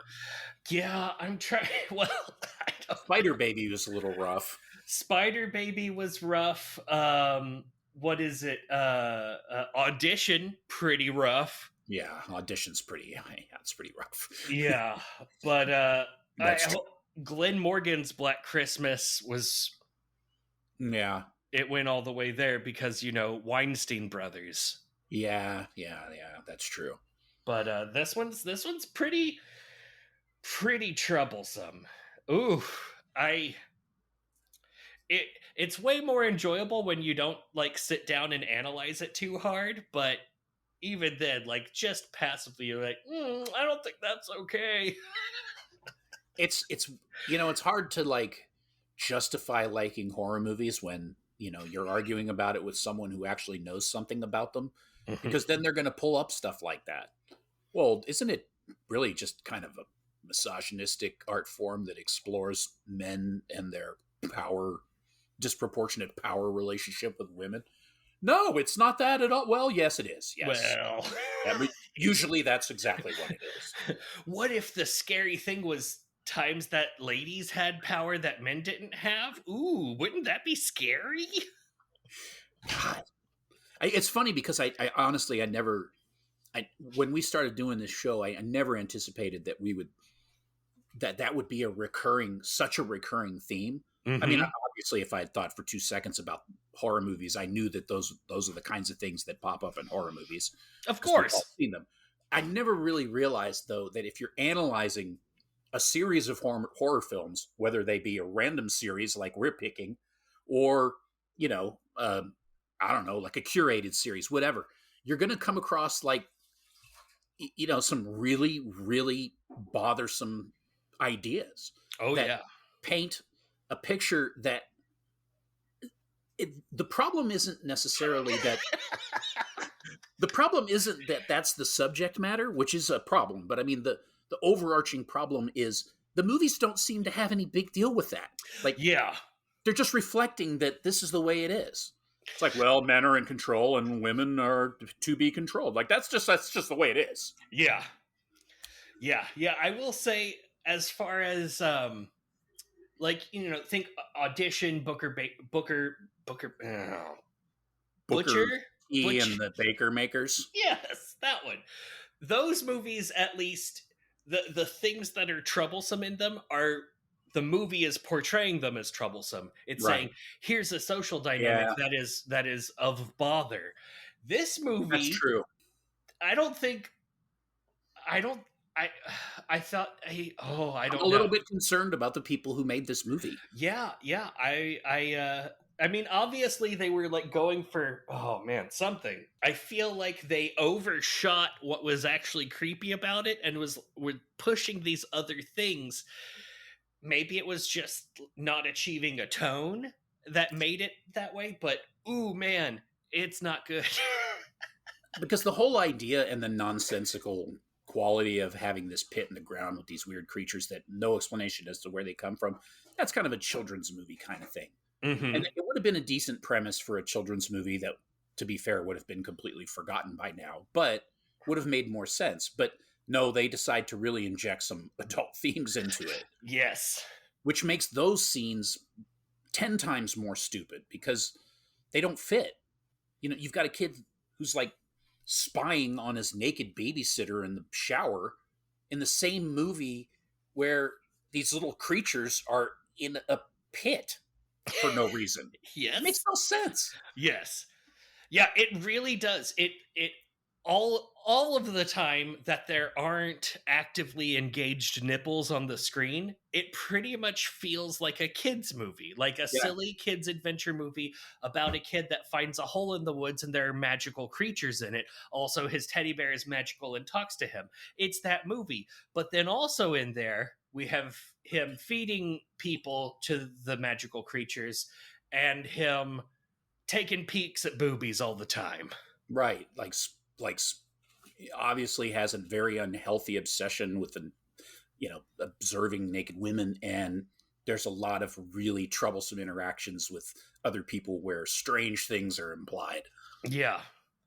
I really feel like he needed a babysitter that had gotten a little bit further in to her developmental psychology course. Maybe this would have been a way more boring movie. She would have dumped his ass in the pit, and Yeah. we would have gotten on with it. I like that she has obviously taken child developmental psychology 1 and she's like, "Oh, I got this. I know how to do it." So then I guess, but then that brings you back around to the end of the movie where suddenly he's the loser. Like, this girl has the upper hand, and ultimately in the entire story, it just takes a couple seconds of interaction with this girl and he's done. Yeah. He's like trog bait. Yeah. She met him. He came over. She has known him for all of seconds before she decides to feed him to the troglodytes and make sure that the grandparents know that the last time that they saw him, like the instant he arrived, he ran away with this girl and is now gone. What could be wrong with that? They eat people. I know. Push. Movie over. That's kind of genius, actually. Yeah, I love this movie. It's terrible. I love it. It is a weird time capsule, but not. I guess it's not really a time capsule because I don't feel like 1981 was this nonsense. This movie is its own little encapsulated sphere of pure self nonsense that ruined careers. Rightfully so.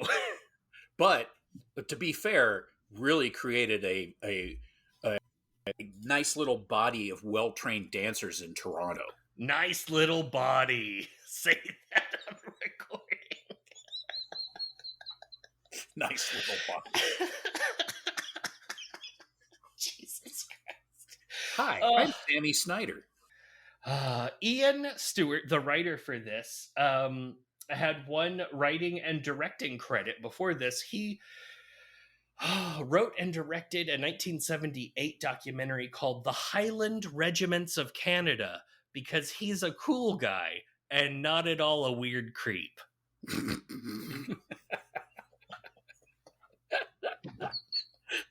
Oh my god. Yeah. He also played Self in Teddy Told Me To, an interview with Ian A. Stewart, which is probably like on the Blu-ray for this movie or something. Oh my god. I'm sorry, I just have to circle back around to Lou Lemon, and like his wife was uncomfortable with him shooting nude scenes of other women. Unless it was his daughter, apparently, which is horrifying. Yeah, take a look at them titties. Why wasn't his solution to just say, oh, you know what? We don't need nude scenes in this movie because they're not relevant at all. Well, I think from my excessive research on the topic that one of the ways that you could secure an R rating, yes, of course, was with them titties. Yeah. And if you were making a horror movie that wasn't R rated, yeah, then it would do like crap because no one wanted to go see a non R rated horror movie. And so if you didn't have the budget for a bunch of cool practical effects, you had to underpay some non-guild actors to drop upper trow. It all makes sense. There we go. Also, who doesn't want to see some titties? I don't know why I'm doing like a weird job of Also, the things that we have said on this episode of Loathsome Things, not at all troublesome. Oh, well, there's no explaining how stupid we are. Oh my god. This movie is fucking great. If you haven't watched it at this point, what's wrong with you? You should go watch it. It's a classic, and it really, like I said at the beginning, it's a classic for a reason. It's ridiculous. It's so much fun. It is a lot of fun. The first time I watched it, I was just blown away by what I was seeing. We never get any closure on what the fuck is going on with Teddy. At times it seems like Teddy is just a reflection of Jamie's psyche. At other times it seems like maybe the troglodytes are using Teddy as a psychic puppet in order to convince children to bring food to them. I mean, those are all great ideas, none of which are really explored. Even slightly. I mean, essentially, Teddy is a teddy bear with glowing eyes that talks to his keeper. That's basically what. That's it. That's all it is. Yep. Who's also a pervert and a murderer, apparently. Oh, he is Teddy Manson or something. Yep. Teddy Manson. Teddy Wayne Gacy. Dead Wayne Gacy. Oh man, I hope this movie gets a sequel. It really deserves one. Or a remake. Sammy Snyder's is still around. I mean, he could do. Oh, he could come back in some way. That's true. They could just pretend that the troglodytes knew him already through Teddy, and they didn't eat him, and now he is a dance instructor that has built a dance studio on top of the pit, and there is a trapdoor. Oh shit! Mm-hmm. And so we're gonna see big grown-up Jamie just doing some real fancy dance moves, the and just trying to see titties still. And now that he's a professional dance instructor, every time he sees titties, you can see his like nose wrinkle up, and he's like, oh, I don't like those. Oh man, we're making that movie. Yeah, that needs to be it. The Also Pit. Oh my god, I love it. John, if you had to rate this movie on a scale of 0, meaning that this is not even a movie, to 5, meaning that this is the apex of a horror movie, on a scale of 0 through 5 Loathsome Things, how would you go about rating this film? I'm gonna give it a flat 3. Flat 3? A flat 3. I think that a flat 3 makes it sound like it's average. It's not average, but it's not. To give it a rating, numerically speaking, where it was somehow better than being in the middle, it just doesn't seem right to me. It's not worse than that, and in many ways it is better. In some ways it's worse, I guess, but that's forgivable. It's horror. But I'd give it a 3. I mean, it's as we said. I mean, it's full of troublesome stuff, and not only is it troublesome, it's like it's troublesome with no way to really explain your way out of it. You know, Yeah. like Butcher Baker, you know, could be seen as a commentary. This is not seen as a commentary. It's more of a reflection, just a direct. Like the people who made it don't necessarily seem to be that far separated from the views that are being. If they are, there's no reason for us to know that. You know, it's not presented in that way. That's a problem. Yeah. It is not self-aware in its troublesomeness. Yeah. It's But having said that, I mean, it's crazy, but it's fucking entertaining. It's so much fun to watch. It is. Yeah. And I'm not far off from you. I gave it a 2.7 out of 5. That's a total of 5.7 out of 5. It is not well directed. It is good enough acted for what it is. You know, it's like made for TV quality movie acting.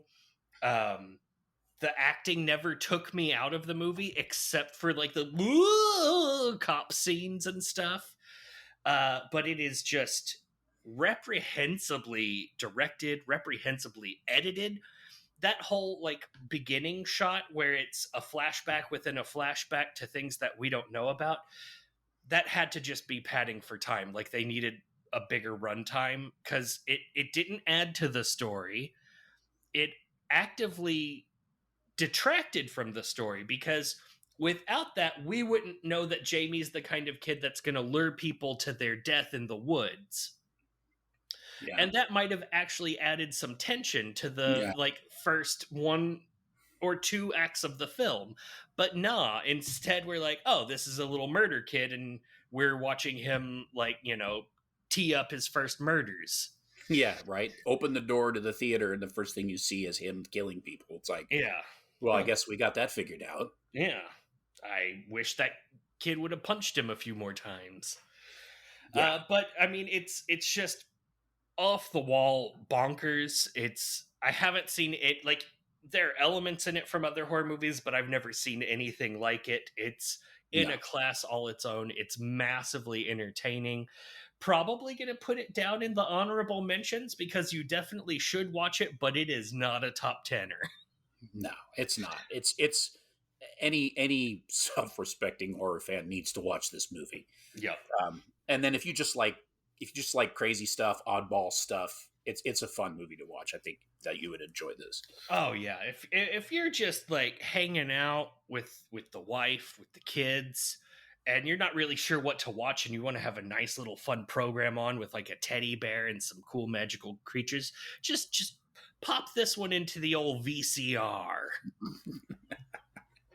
Get some popcorn.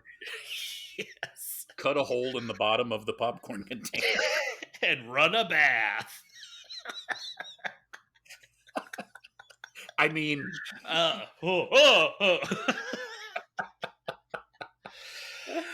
So that's a 5.7 out of 10 Loathsome Things. It's whatever. It's somewhere between some other ones. mm-hmm. It's what it is. John, I have an additional trivia question for you. Okay. I use a service that collates all of the different streaming services and tells you what new things they've added to their library. Mm-hmm. But when you're scrolling through all of it, it just gives you the movie cover that they've managed to pull in. Okay. And so sometimes you'll see the title. Sometimes that title will be wrong. You won't know anything about it other than that. And so I have often found myself opening a bunch of movies in a new tab, not knowing whether or not they even are horror movies. So I have for you 3 movies. Okay. Just the title. Mm-hmm. One of these movies is actually a horror movie. Okay. The other 2 are not the names of horror movies. And I want you to pick out which one is the horror movie. Nice. Okay. 1, Children of Mud. Okay. 2, From the Dark. Wow. 3, The Final List. Wow. In the Dark and The Final List. What was the first one again? Children of Mud. Children of Mud. From the Dark, not in Children. the Dark. Oh, From the Dark. I'm going to say From the Dark. That's correct. In fact, it is 3 horror movies and even more horror short films, all named From the Dark. Oh, really? Oh, wow. Yeah. Okay. Yeah. Huh. None that I can think of offhand. Wow. Yeah. Nice. Was that fun? I don't know. That was. I enjoyed it. Is that good podcasting? I liked it. After a year, it's hard to tell. Who can say? Yeah. So we're gonna do another year of Loathsome Things. That's exciting. What are some things, like looking back, that you found extraordinary, or looking forward, what are some things that you're excited about for the next year of doing this more of? I mean, just doing it at all is extraordinary to me, just because life is life and it's difficult and it's hard to do anything consistently that you don't have to do for any length of time as an Yeah, adult. that's true. We haven't missed an episode. Yeah, so that's fantastic. Yeah. I No, I mean, I've had an absolute blast the whole time. I mean, got to see a bunch of movies that I probably would have never seen. And as far as like moving forward, I'm looking forward to. There's just a million movies that we can cover, and I'm like I'm just hoping to like grow our audience and have more interaction with people, and you know, all that fun stuff. Because I think that we can grow the show based on an audience. Yep. You know, no one's listening, then that's fine. We'll just do it for ourselves. Absolutely.